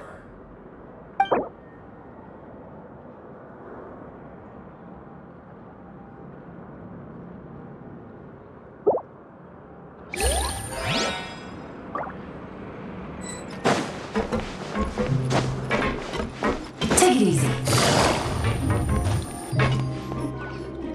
Hey, look! There's something here! Looks like a research notebook. That suspicious guy peeking into the infirmary just now. Are they a fan of Seedream? He must have dropped this.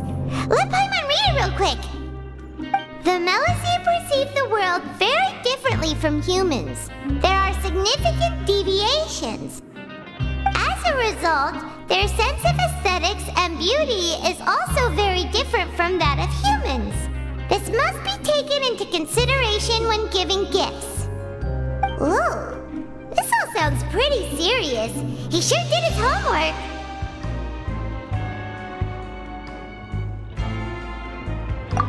And as for the notebook, let's take it.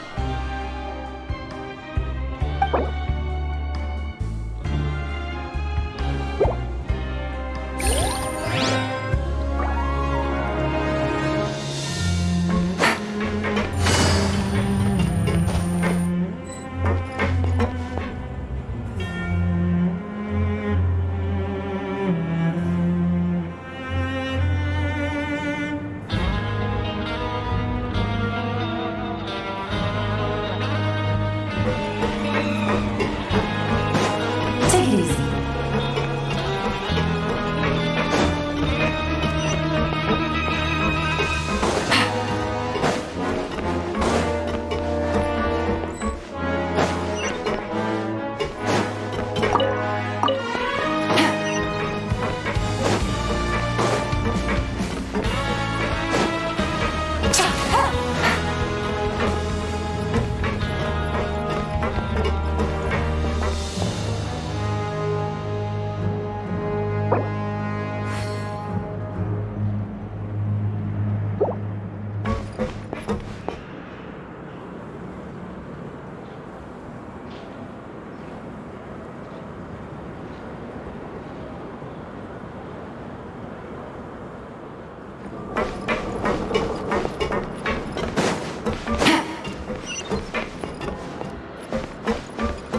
Take it easy.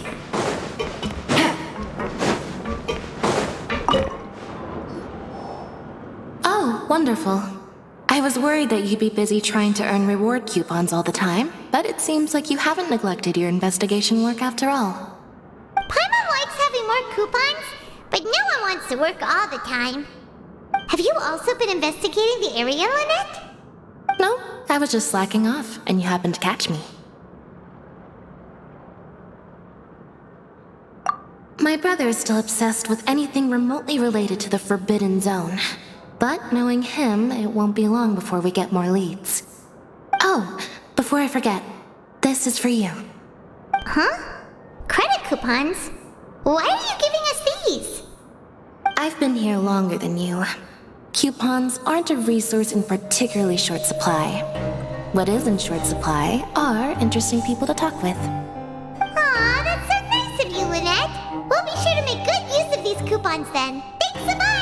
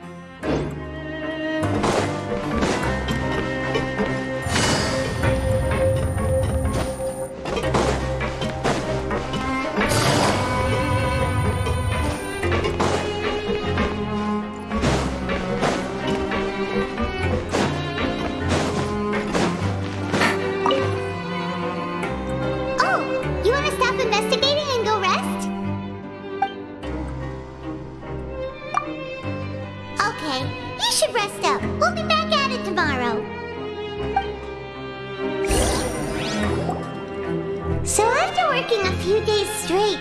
We got some strange meat in our lunch. What was that all about? Has our investigation turned up anything useful recently?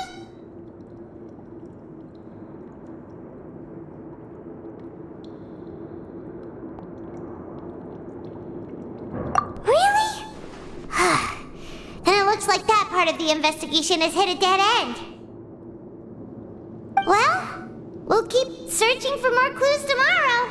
Good night, Traveler.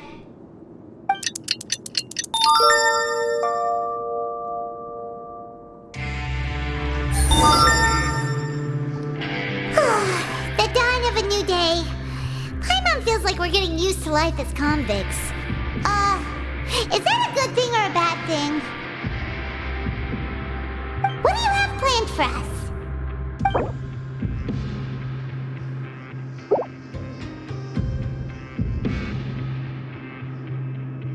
After working here so long, we're really starting to get the hang of it.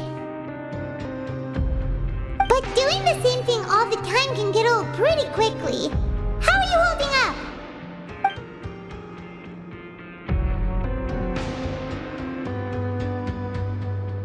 Yeah, it's good to kick back and relax once in a while.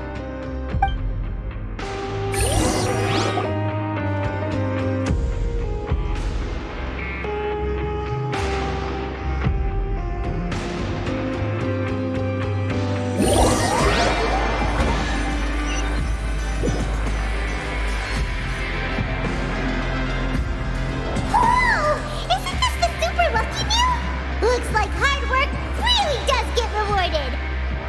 Paimon's gonna take her time and savor every bite. What would you like to do this afternoon?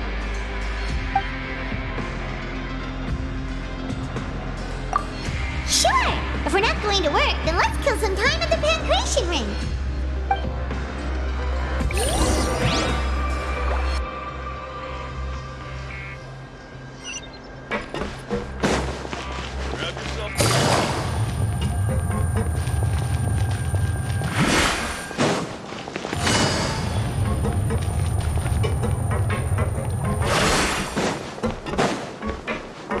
Take it easy.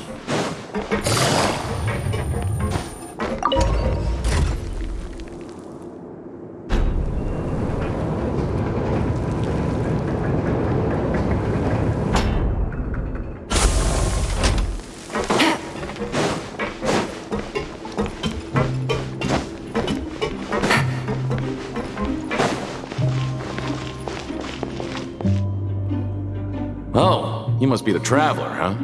Sorry, mate, but competitors as strong as you are prohibited from participating. I don't make the rules, mind you, but I was given very specific instructions. Even convicts value their lives, don't they? I hope you can understand. But we have a game here that'll let you show off your strength, and you'll even earn some credit coupons in the process. What do you think? Interested? And if we lose the game, will it cost us credit coupons? Of course. That's the cruel reality facing every competitor in a place like the Pancration Ring.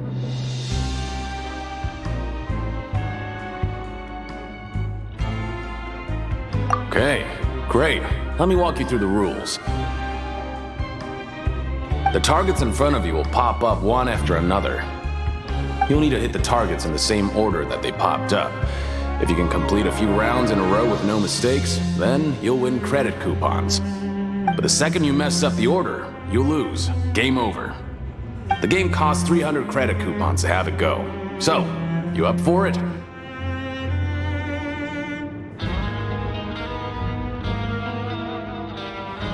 Thanks for your patronage, mate. Now, let the game begin.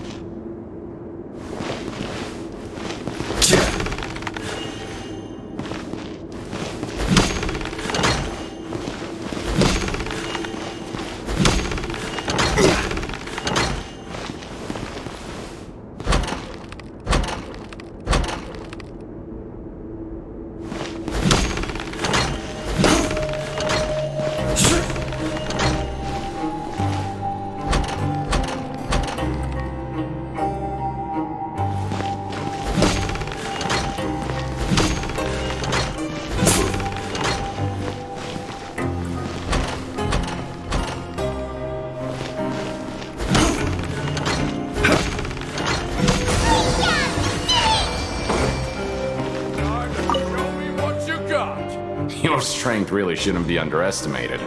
Now I get why you're prohibited from participating in any official fights. Nobody who values their life would be willing to get in the ring with you. However, you two haven't tried betting on the outcome of the Pancration match yet, have you?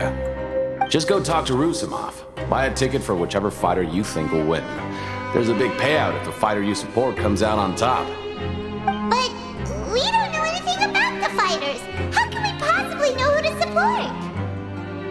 That's normal. Just watch a few matches and get a feel for the fighters. It won't be long before you can pick winners in your sleep. He's got a point. Why don't we give it a try?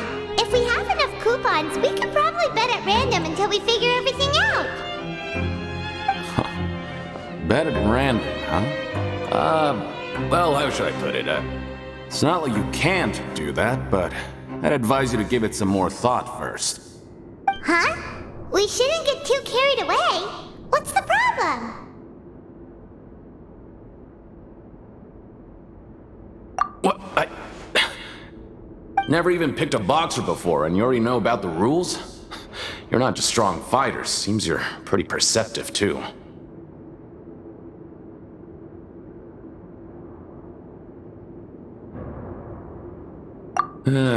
Might as well tell you about it, since you already know that much.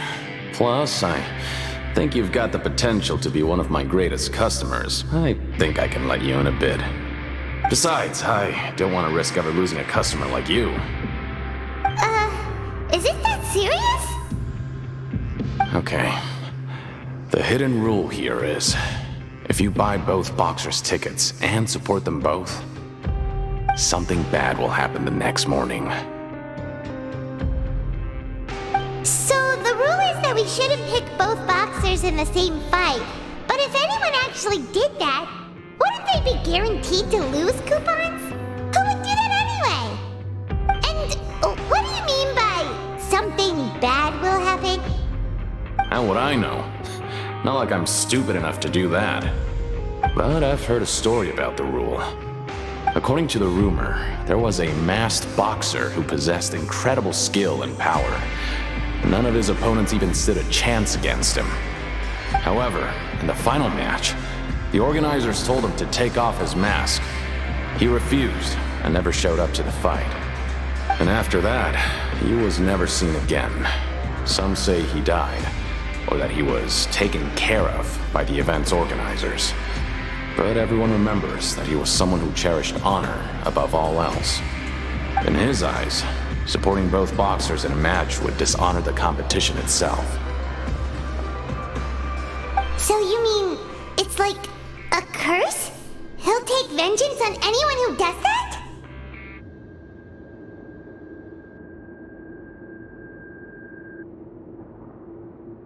No, he was always wearing a mask, like he was intentionally trying to hide his identity.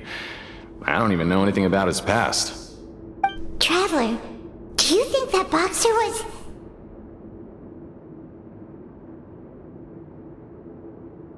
Huh? We will? You're not serious, are you? Look, here I was just trying to be nice and warn you, yet here you are trying to break it on purpose? Yeah, it sounds pretty scary to Paimon.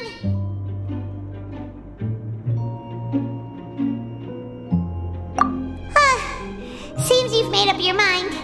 Just be sure to protect Paimon, okay? Betting on both fighters will set you back about 3,000 credit coupons. If you have enough, then go ahead and give it a try. Just don't come running back to me if something happens. We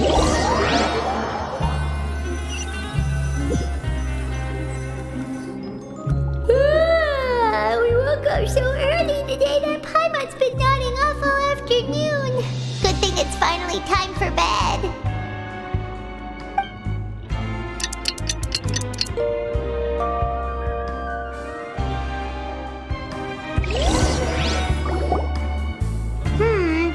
Maybe we can make some progress in our investigation today.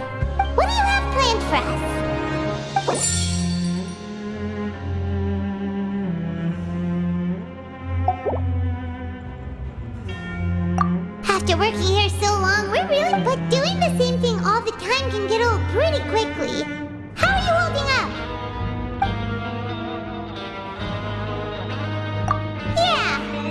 to kick back and relax once in a while.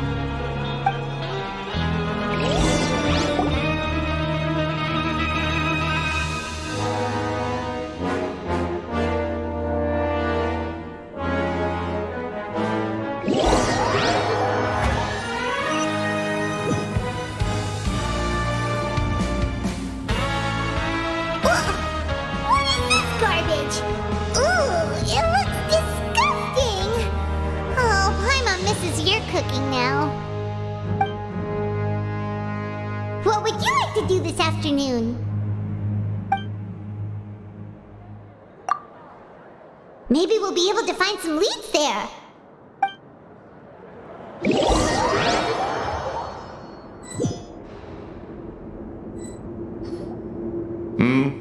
Are you two here to buy tickets? Better be quick about it. Another match is about to start. Who are the boxers in the next round? We have the reigning champ, Le Grappler, versus a contender from the Eastern Prison Block, Demon Horde. Are those their nicknames, or did they choose those names themselves? Either way, super weird.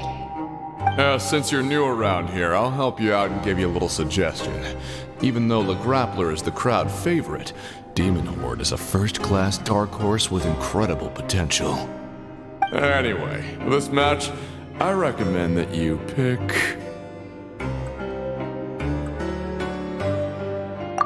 Huh? For both fighters? I can tell you're new to this, but I didn't think you were completely clueless. Maybe you don't quite understand the rules, no? Let me try to explain again for you more clearly. You see... Oh, no need. We're aware that we're going to lose coupons. Alright then, if you're absolutely sure. Remember, no refunds once you buy the tickets. Yeah, we got it! Just shut up and take our coupons!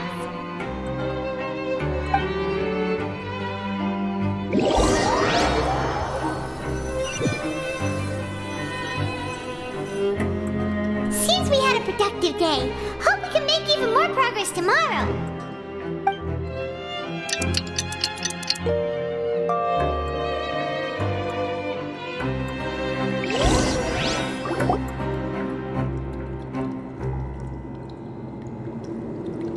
Hey, Traveler, Paimon.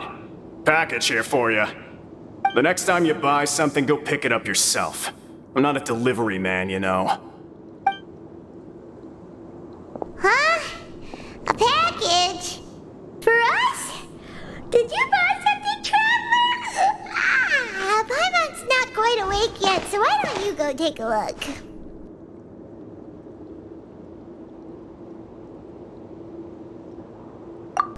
Right! Yesterday we broke the hidden rule and bought tickets for both boxers. Oh, maybe this package is the bad thing that Colin said would happen. Paimon suddenly feels wide awake. Wait, maybe let Paimon go hide somewhere first. Just call Paimon after you opened it. Hey, wait! Paimon's still here! Don't open it!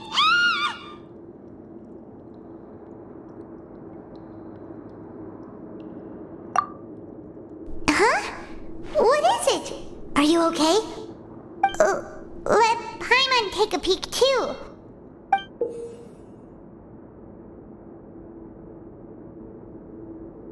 Oh, it's just a small bottle. But the color of the liquid inside looks so wrong. Almost like... Alright, that's enough of that. No need to say it out loud. Paimon already knows what you're trying to say. Ugh! No way! Get that stuff away from Paimon! Paimon thinks we shouldn't open the bottle until we figured out what's going on. Just trust Paimon on this one, okay?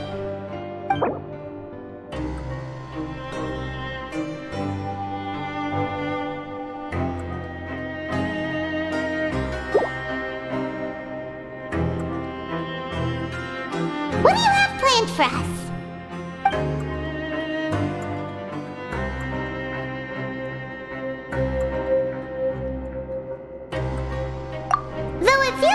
to slack off a little. Less work means less coupons. Let's make the most of our morning.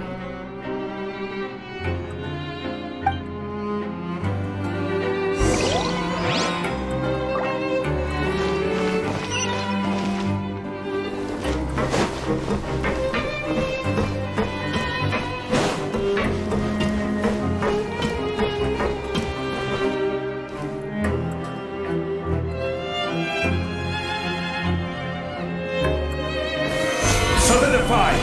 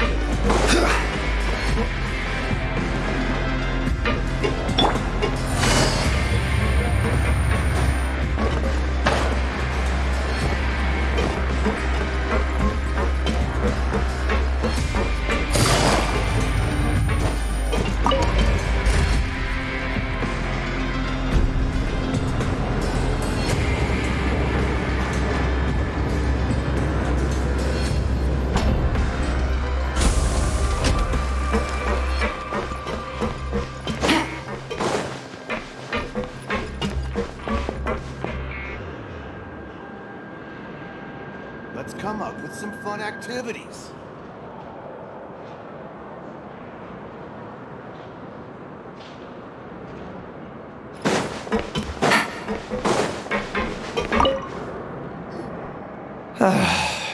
If there's no way to send it all out, then maybe I'll never get a chance to leave. Who are you? We've never seen you before, and you don't look like a fellow convict. I'm not! Of course I'm not. Please, don't mistake me for a criminal. I'm a good, law-abiding citizen. Then what are you doing here? You sure seem anxious about something. I'm a promoter for Fontico, and I'm usually responsible for promoting our drink products. I thought I could complete my task here quickly and return to headquarters, but I've been here way longer than I anticipated. Oh, a promoter from Fontico? So what kind of problem did you run into? I'm so upset. It's all because of that Duke. After discussing the company's promotional plans with him, he told me outright that my project was worthless. However, in light of our long history of successful collaboration, I still tried to patiently explain the details. However, to my surprise, he just cut me off while I was speaking. Let me take a moment and recall his exact words. I'm just gonna stop you there and say no. If anything, I'm saving you time. It seems you don't fully understand the value of credit coupons here, nor do you understand the value of your own products. The former is because you are from the overworld. That's understandable, and I don't blame you for that. But as for the latter, only someone monumentally stupid, so breathtakingly stupid that they were completely ignorant of the value of credit coupons, despite living in the underworld, would ever possibly consider buying your drink. Let's just forget it. Anyway, that's how he rejected my proposal and asked me to come up with another solution with the condition that it doesn't cause any trouble for him. Can you believe that guy? Well, he is the head honcho here. Not much you can do about that. We met him too and could tell that he's the kind of guy that's hard to pin down. Fine. I know I should just let it go. I'm on his turf after all. His house, his rules.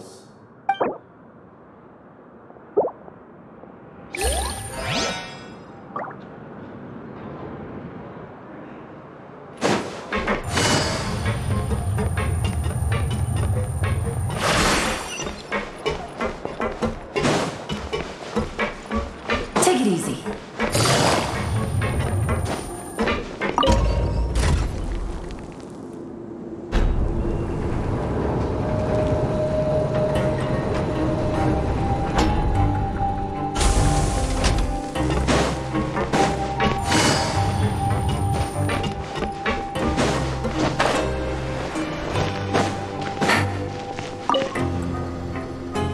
Hey, I heard you crazy fools really did it. You bought tickets to support both fighters, didn't ya? Well, did anything happen? Well, the next day we received a mysterious package, but we still haven't made any sense of the contents.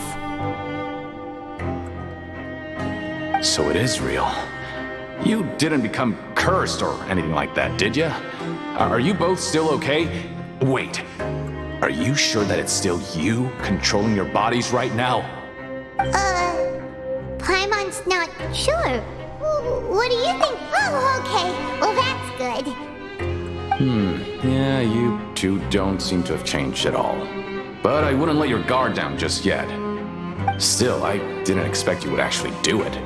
You'd actually throw away coupons like that just to satisfy your curiosity? Even if we bought tickets like everybody else, it's not like we could hope to earn any coupons. When it comes to things like this, it's always the organizer who makes the real profits. Hey, just what are you trying to imply? The Pancration Ring is an honest business, and we really don't make much from selling tickets. We make so little that even the current tournaments can only be held thanks to funding from the producer of Fanta. Oh, so it's the company that manufactures Fanta sponsoring the events? Paimon thought all of this was thanks to the Duke's support. Let's just say it's a mutually beneficial arrangement.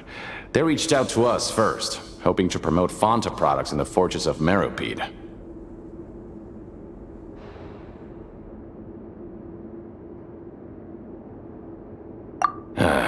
Anyway, you try and take extra good care of yourselves these next few days, you hear?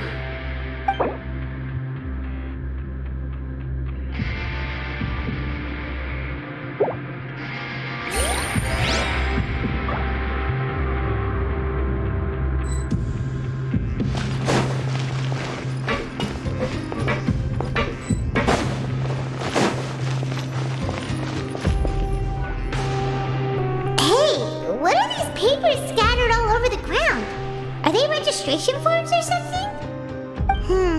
Maybe not. Every page has the Fontaco symbol on it. Maybe it's some flyers from the company.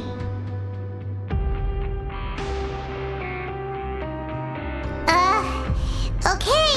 But if someone catches us, they could accuse us of trying to steal the company's secrets, couldn't they?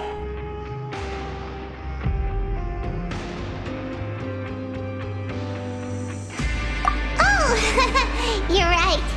Guess there's nothing to worry about then. Let Paimon have a look here. Without assistance from the Fontaine Research Institute, development of the new product has been slow, and some researchers on the project have voiced concerns. We have no choice but to let the new product undergo the first phase of promotional trials without a designated name or packaging. We will adjust the direction of future development according to feedback. We have decided to only conduct closed, small-scale trials for the time being. Sure doesn't seem like anything unusual. The company is just trying to develop some new products besides Fanta. But it sounds like things aren't going well at all. Let's put these papers back where we found them and make it look like nobody went through them. Okay, good.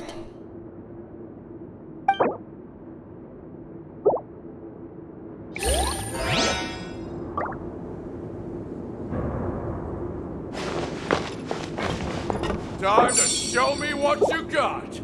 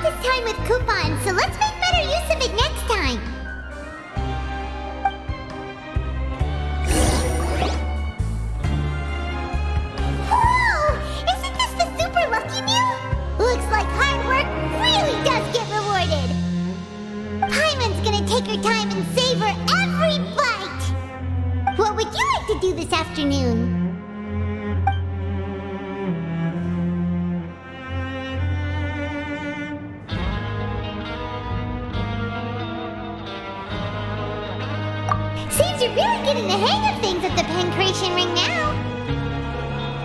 But just playing the same game over and over? It's getting kind of tiring.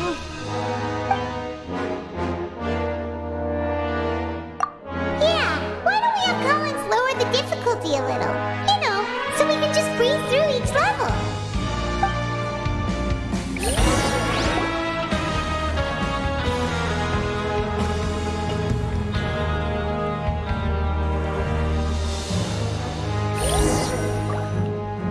A mysterious box? A bottle of crimson liquid? Paimon still doesn't know what to make of it. Do you have any ideas, Traveler?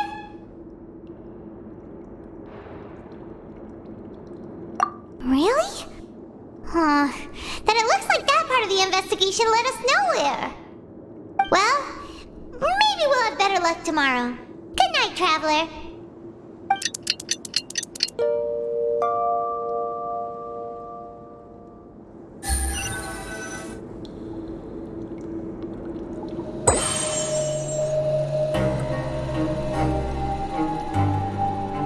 Okay, so we've investigated 2 of the hidden rules. Paimon didn't think this prison would have so many weird things going on. We'd better pick up the pace with our investigation, otherwise we'll never get anywhere.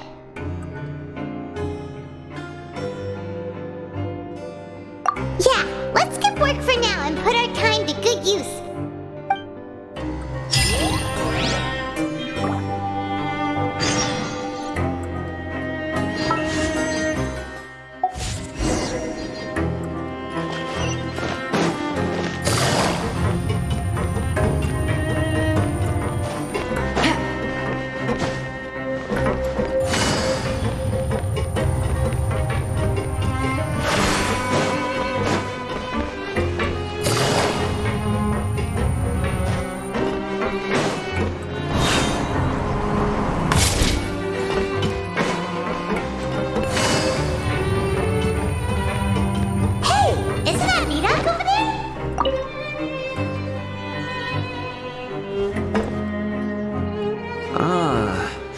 Seeing you at this time must mean you've already saved up a lot of credit coupons. Or at least enough to skip work. Seems you're getting into the swing of things around here. Impressive. Very impressive. So, now can you tell us about the hidden rules you know? If that's what you want to know, I guess you couldn't have come at a better time. Huh? What do you mean it's a good time? Leonid and those other pesky broke urchins have all gone to work in the production zone. I wouldn't want them listening in without paying up. We get it! Just tell us already! So, you know those pipes that make strange sounds? Don't ever go near them at night. Even if you manage to avoid the guards, you might find something even more terrible there. Something even more terrible? Like what? A group of cannibals. Cannibals? In the Fortress of Merimede? Every month, they meet a few times in the dead of night. Rumor has it they might be connected to the people that have disappeared here. But what's even scarier is that they have a special proclivity. Since they have no way to dispose of the leftover remains, they have ways to transform them into other forms and keep them in the fortress forever. Paimon might already know what you mean by other forms. So that's what's going on here. Oh, Paimon's stomach doesn't feel so good.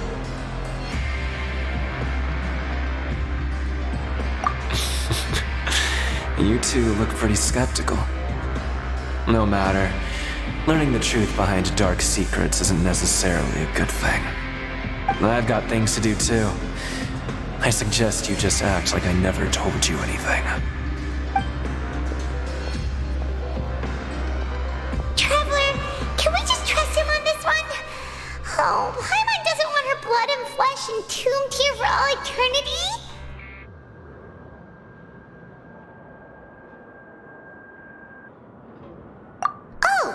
So that's how you see the situation. Huh. You know, Paimon does feel a little better about it now.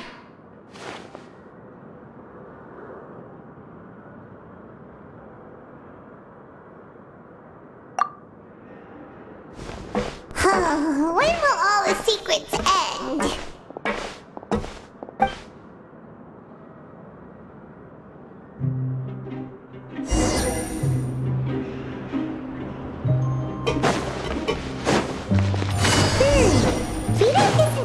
What? What are you saying? You shouldn't go around saying stuff like that.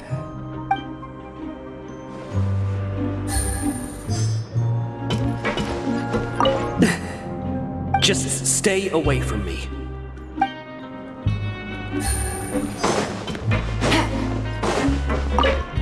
What are you talking about? Listen, you should keep your nose out of other people's business.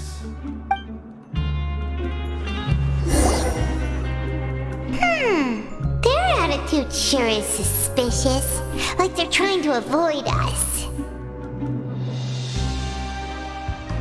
But if they're being so obvious about acting weirdly, do you think they might just be trying to lure us in? Oh, this is all getting way too creepy for Paimon. So you mean we still need to investigate some more? Okay, if you say so.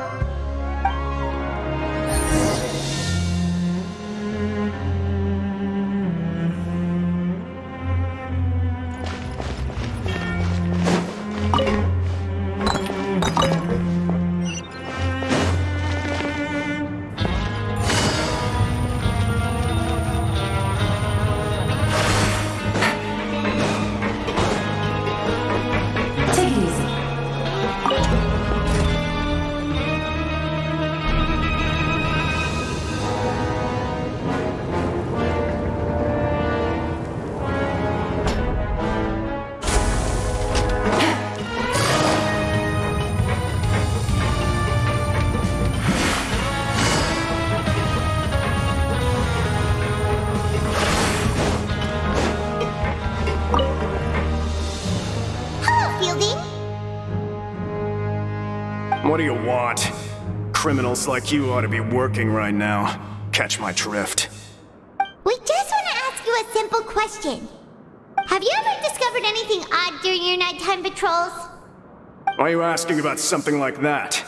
Whatever happens at night isn't your concern. All you need to worry about is getting enough sleep. Well...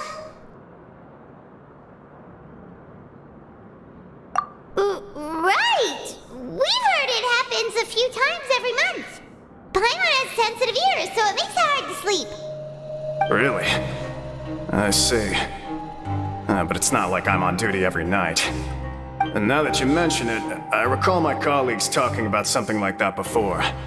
They say that strange things tend to happen at night on pipe cleaning days. Lots of us don't willingly take those shifts. So, what happens at night on pipe cleaning days? They just conduct regular cleaning of the fortress's drainage facilities. There are 3 pipe cleaning days per month, and it just so happens that today is one of the scheduled days. You can try to confirm the sounds tonight if you want, and if they're real, then I can report the issue to my superiors for you. Oh, okay. Then we'll keep both ears out tonight. If that's all, then I'll be leaving now. I advise you not to try anything funny, though. Even if I'm not on duty tonight, someone will still be watching you. Don't worry, we don't want any time added to our sentences.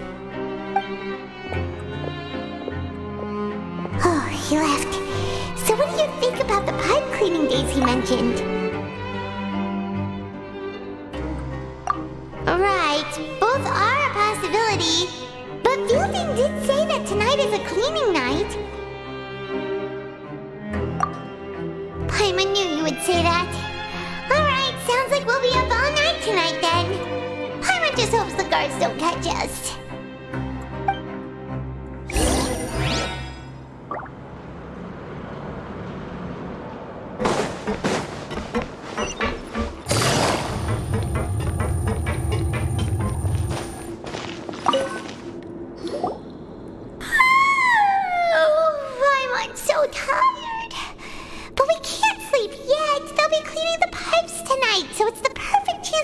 Investigate.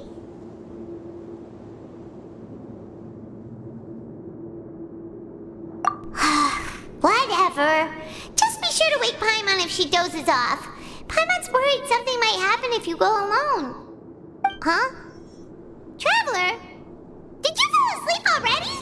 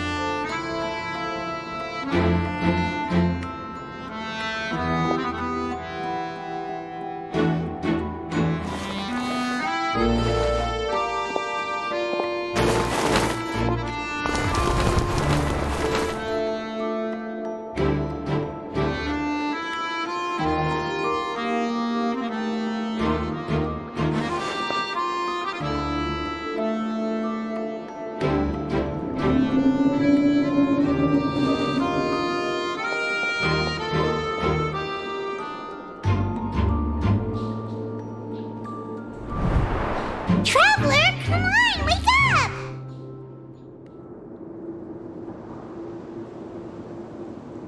Oh, it looked like you were just peacefully sleeping to Paimon. Well, what did you see this time? Really? So we're finally starting to figure out what actually happened! But what about the cannibals? How do you explain them?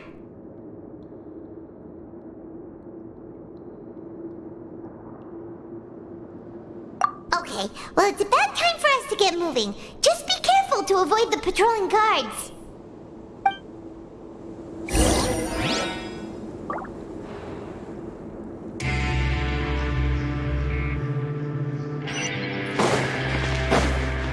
Take it easy.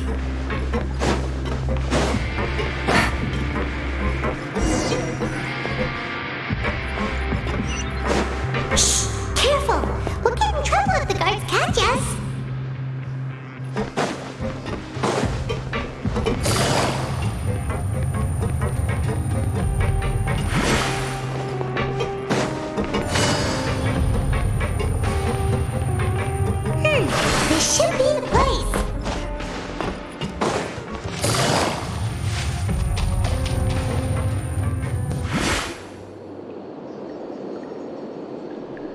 I know you.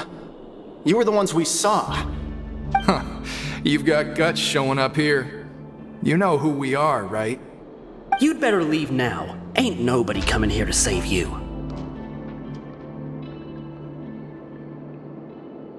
What'd you say? Yeah, so what if they were?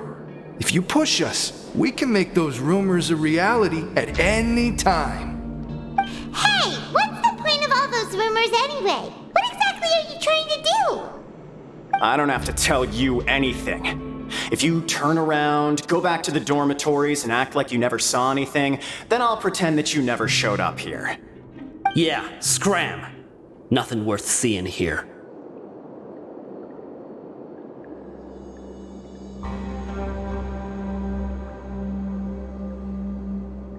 Huh? What did you say? Isn't that exactly what Boss said when he left? Hey, do you know our boss? Whoa. We had no idea our boss was such a big deal. He always kept his identity a secret. So, did he have you come here to find us? Oh, so your child's crew here? Seems like he had no problem fitting in.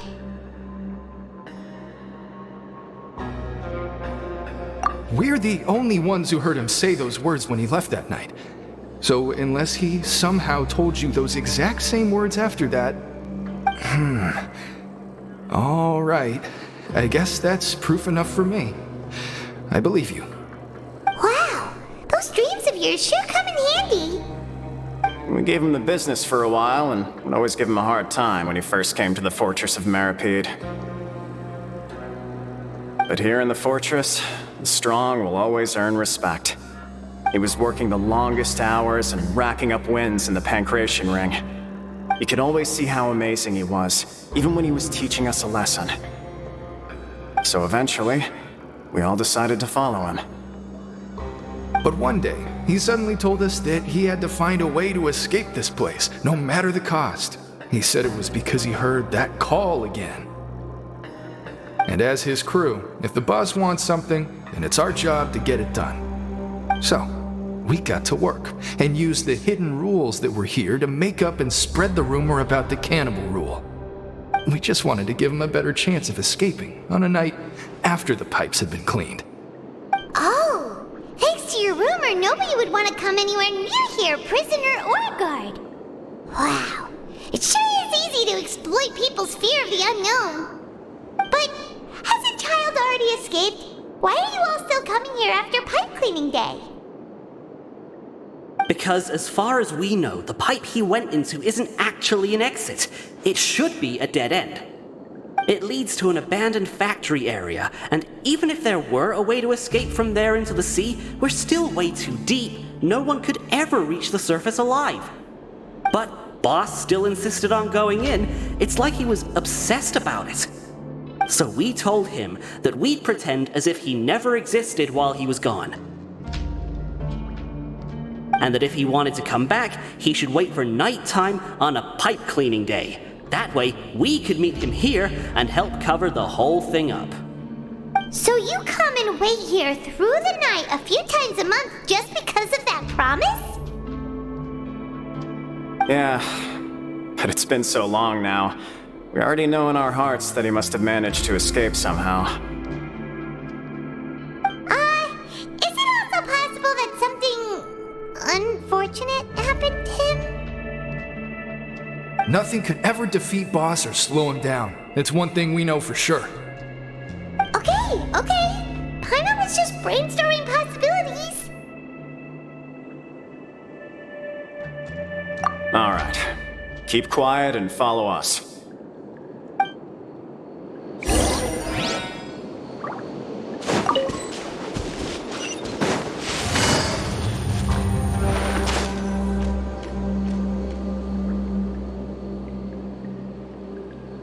The way up from here has been sealed off. It's impossible to get through.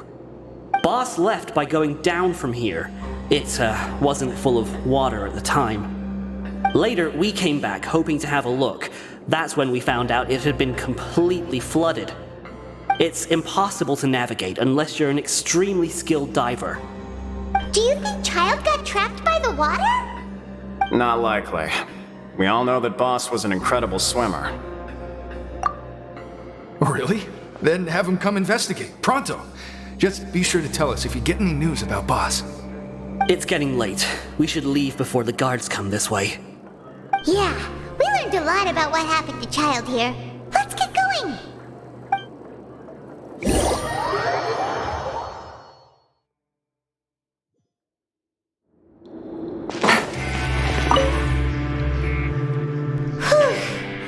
We finally learned some key information. Seems all of our investigative work has finally started to pay off. When you said you knew a diver, you were talking about Fremine, right? If we ask Linny, he'll definitely have Fremine help us. Ugh. Why is Child like this? What was he doing going into the pipes? Not making our jobs easier, that's for sure. Fortunately, though, it seems like it's only a matter of time now before we find out what really happened. Now that we can finally relax, I'm starting to feel super sleepy. Let's try to get some rest while we still can. Nighty-night, traveler!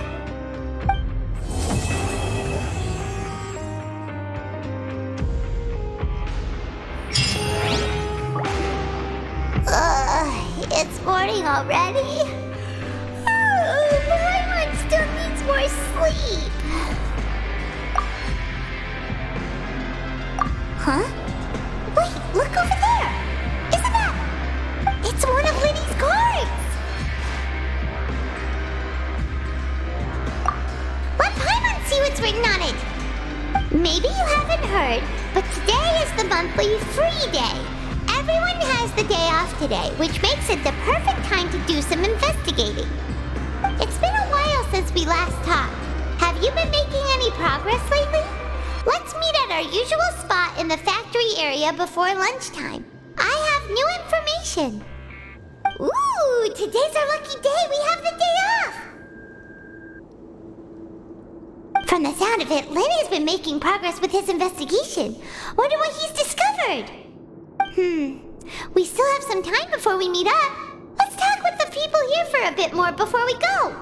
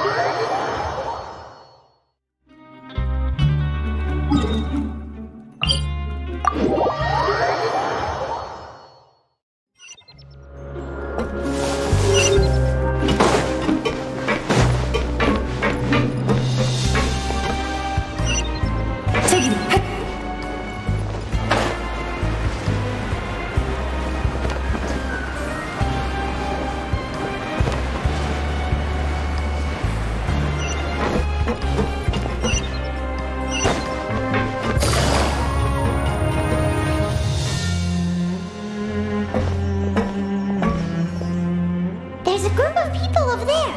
Let's go listen in. So I said, that's not a faucet. Hey, who are you two? Why'd you come over all of a sudden? Sorry for eavesdropping. Sounds like you were talking about something private. What's the matter? They're just looking to join in on our fun, that's all. Hey, don't pretend like it's okay for them to just interrupt us like that. Fine. You're lucky we don't mind extroverts that much.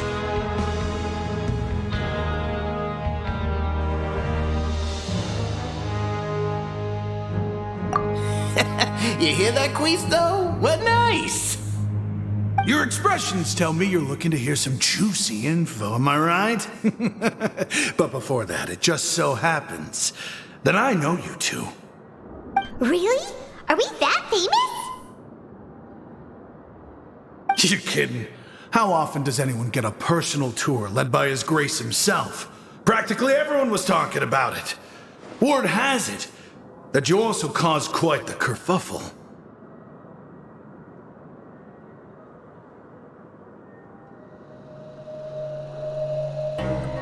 A little mistake, huh? I like the way you put it. You see, people with a good attitude can join our group anytime, unlike some of the others here. Your group? I'm Quisto, and this is Lava Room. People usually call us the Bombshell Bros, but don't worry, we're not playing with bombs or anything.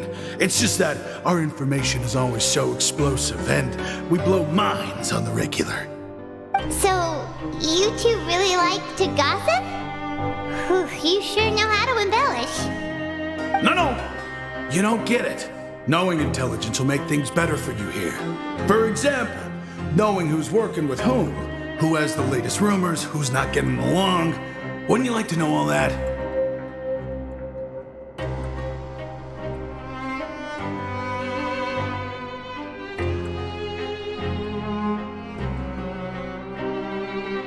Whoa, all this info's worth something, you know?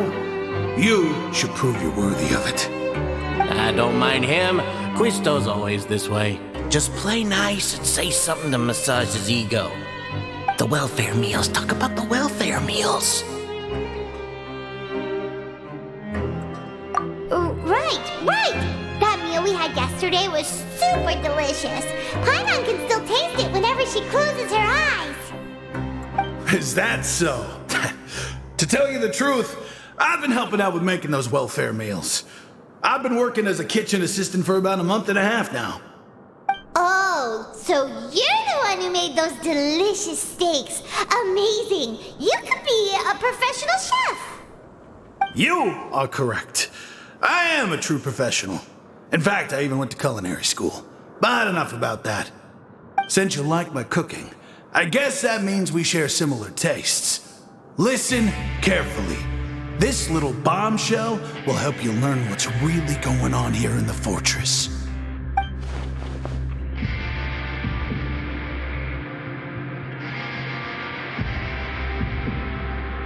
Listen, kids.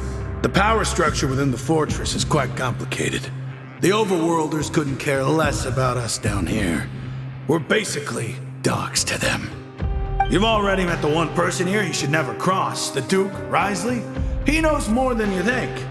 And if he doesn't care about something, then he often doesn't bother dealing with it. Those who have the Duke's attention get all kinds of special perks, even better treatment in the infirmary. I know who you mean. It's that Jurier character, right? I don't think there's anything useful about him at all. Why does he visit the infirmary practically every day? Is it normal for anyone to be going in and out of there so often? If you ask me, he's just faking it to get out of work. But did you know that Jurier was a talented researcher from the Fontaine Research Institute before he came here? There's no denying that. I don't care if he was a researcher that could turn dirt into Mora. Once you're in the fortress of Meripede, you're just another inmate like everybody else.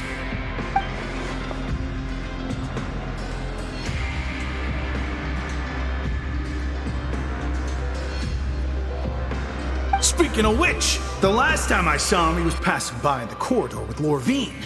I also heard they started arguing in the library and got into a fight, right? Guess that's just how terrible of a guy he is. You mean he hit a woman? Wow, I never imagined he was that bad. But that Lorvine's also quite the odd one, you know? She's always gabbing away, got into a fight with a man, and she also got sent to the infirmary. Come to think of it, I always see her going to the sick bay every couple of days, too. Wait a second. You don't think? Do you think could it be that they're secretly meeting there to go on dates? But it's really hard to imagine. After all, I do remember seeing Lorvine beat Juria to a pulp that one time. And we might be overthinking things.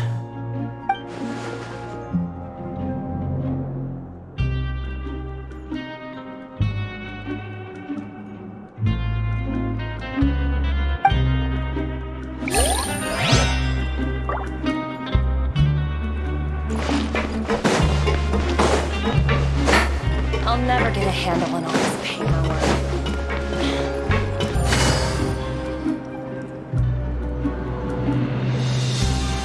Look! There are some people talking over there! Let's listen in on the conversation.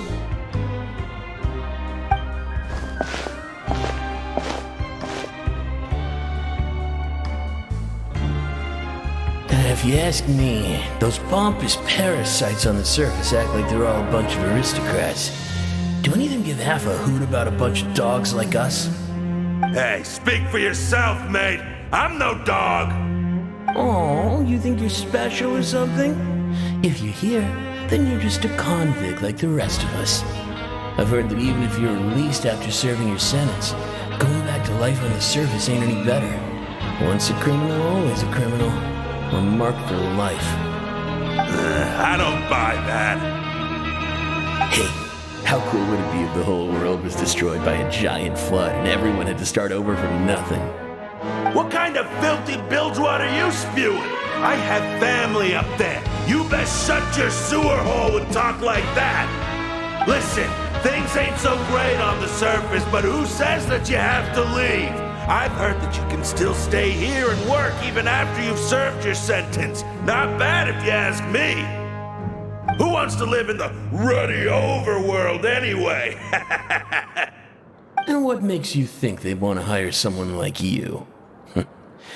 It's one of the great mysteries of the universe, how someone as useless as you is so confident.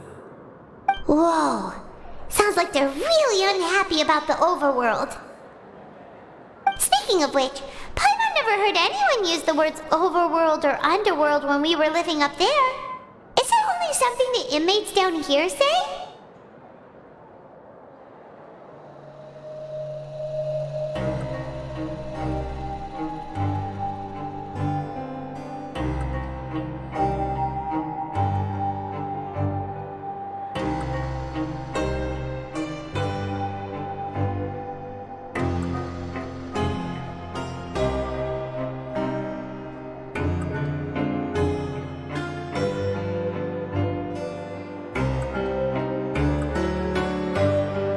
That's true.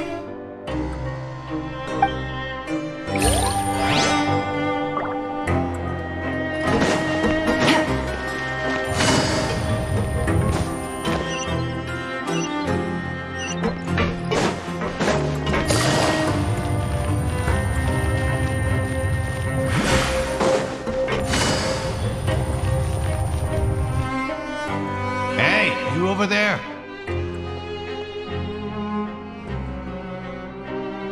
Yeah, you!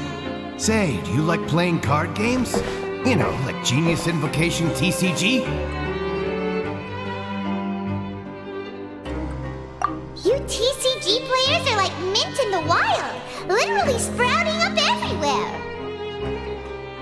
Hey, come on now. What's wrong with finding fellow Invocation aficionados? Anyway, care to join me for a game?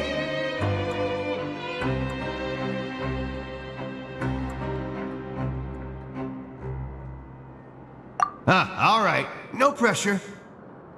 But why would you be looking for people to play Genius Invocation in a place like this? Don't people usually come here to fight?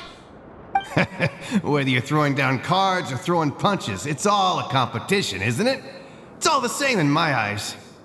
There are lots of card players here in the fortress. When I saw you, I immediately thought, hey, even outsiders from other nations play cards. So I came over to say hi.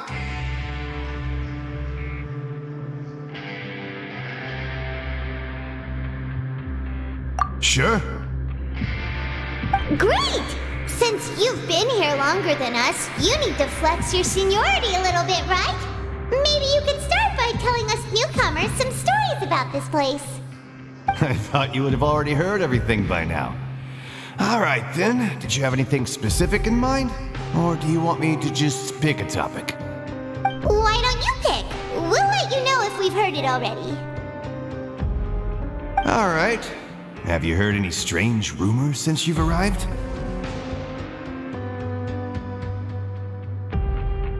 Then, did you know that there are some people who are always gossiping over in the corner?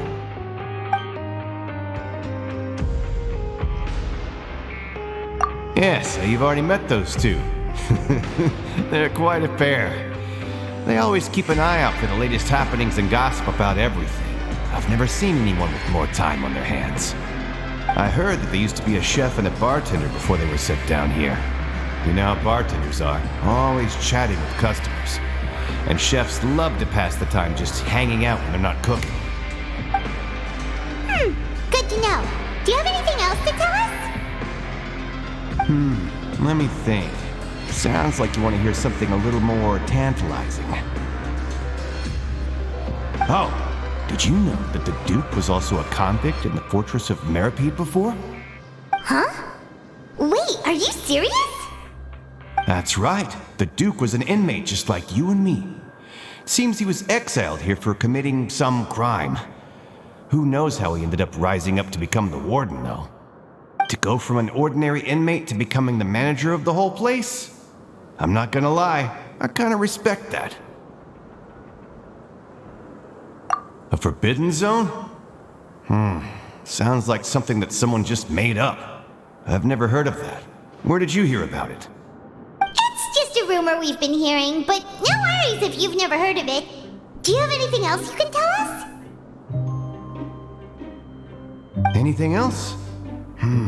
Not that I can think of, but I'll be sure to tell you anything interesting I hear next time.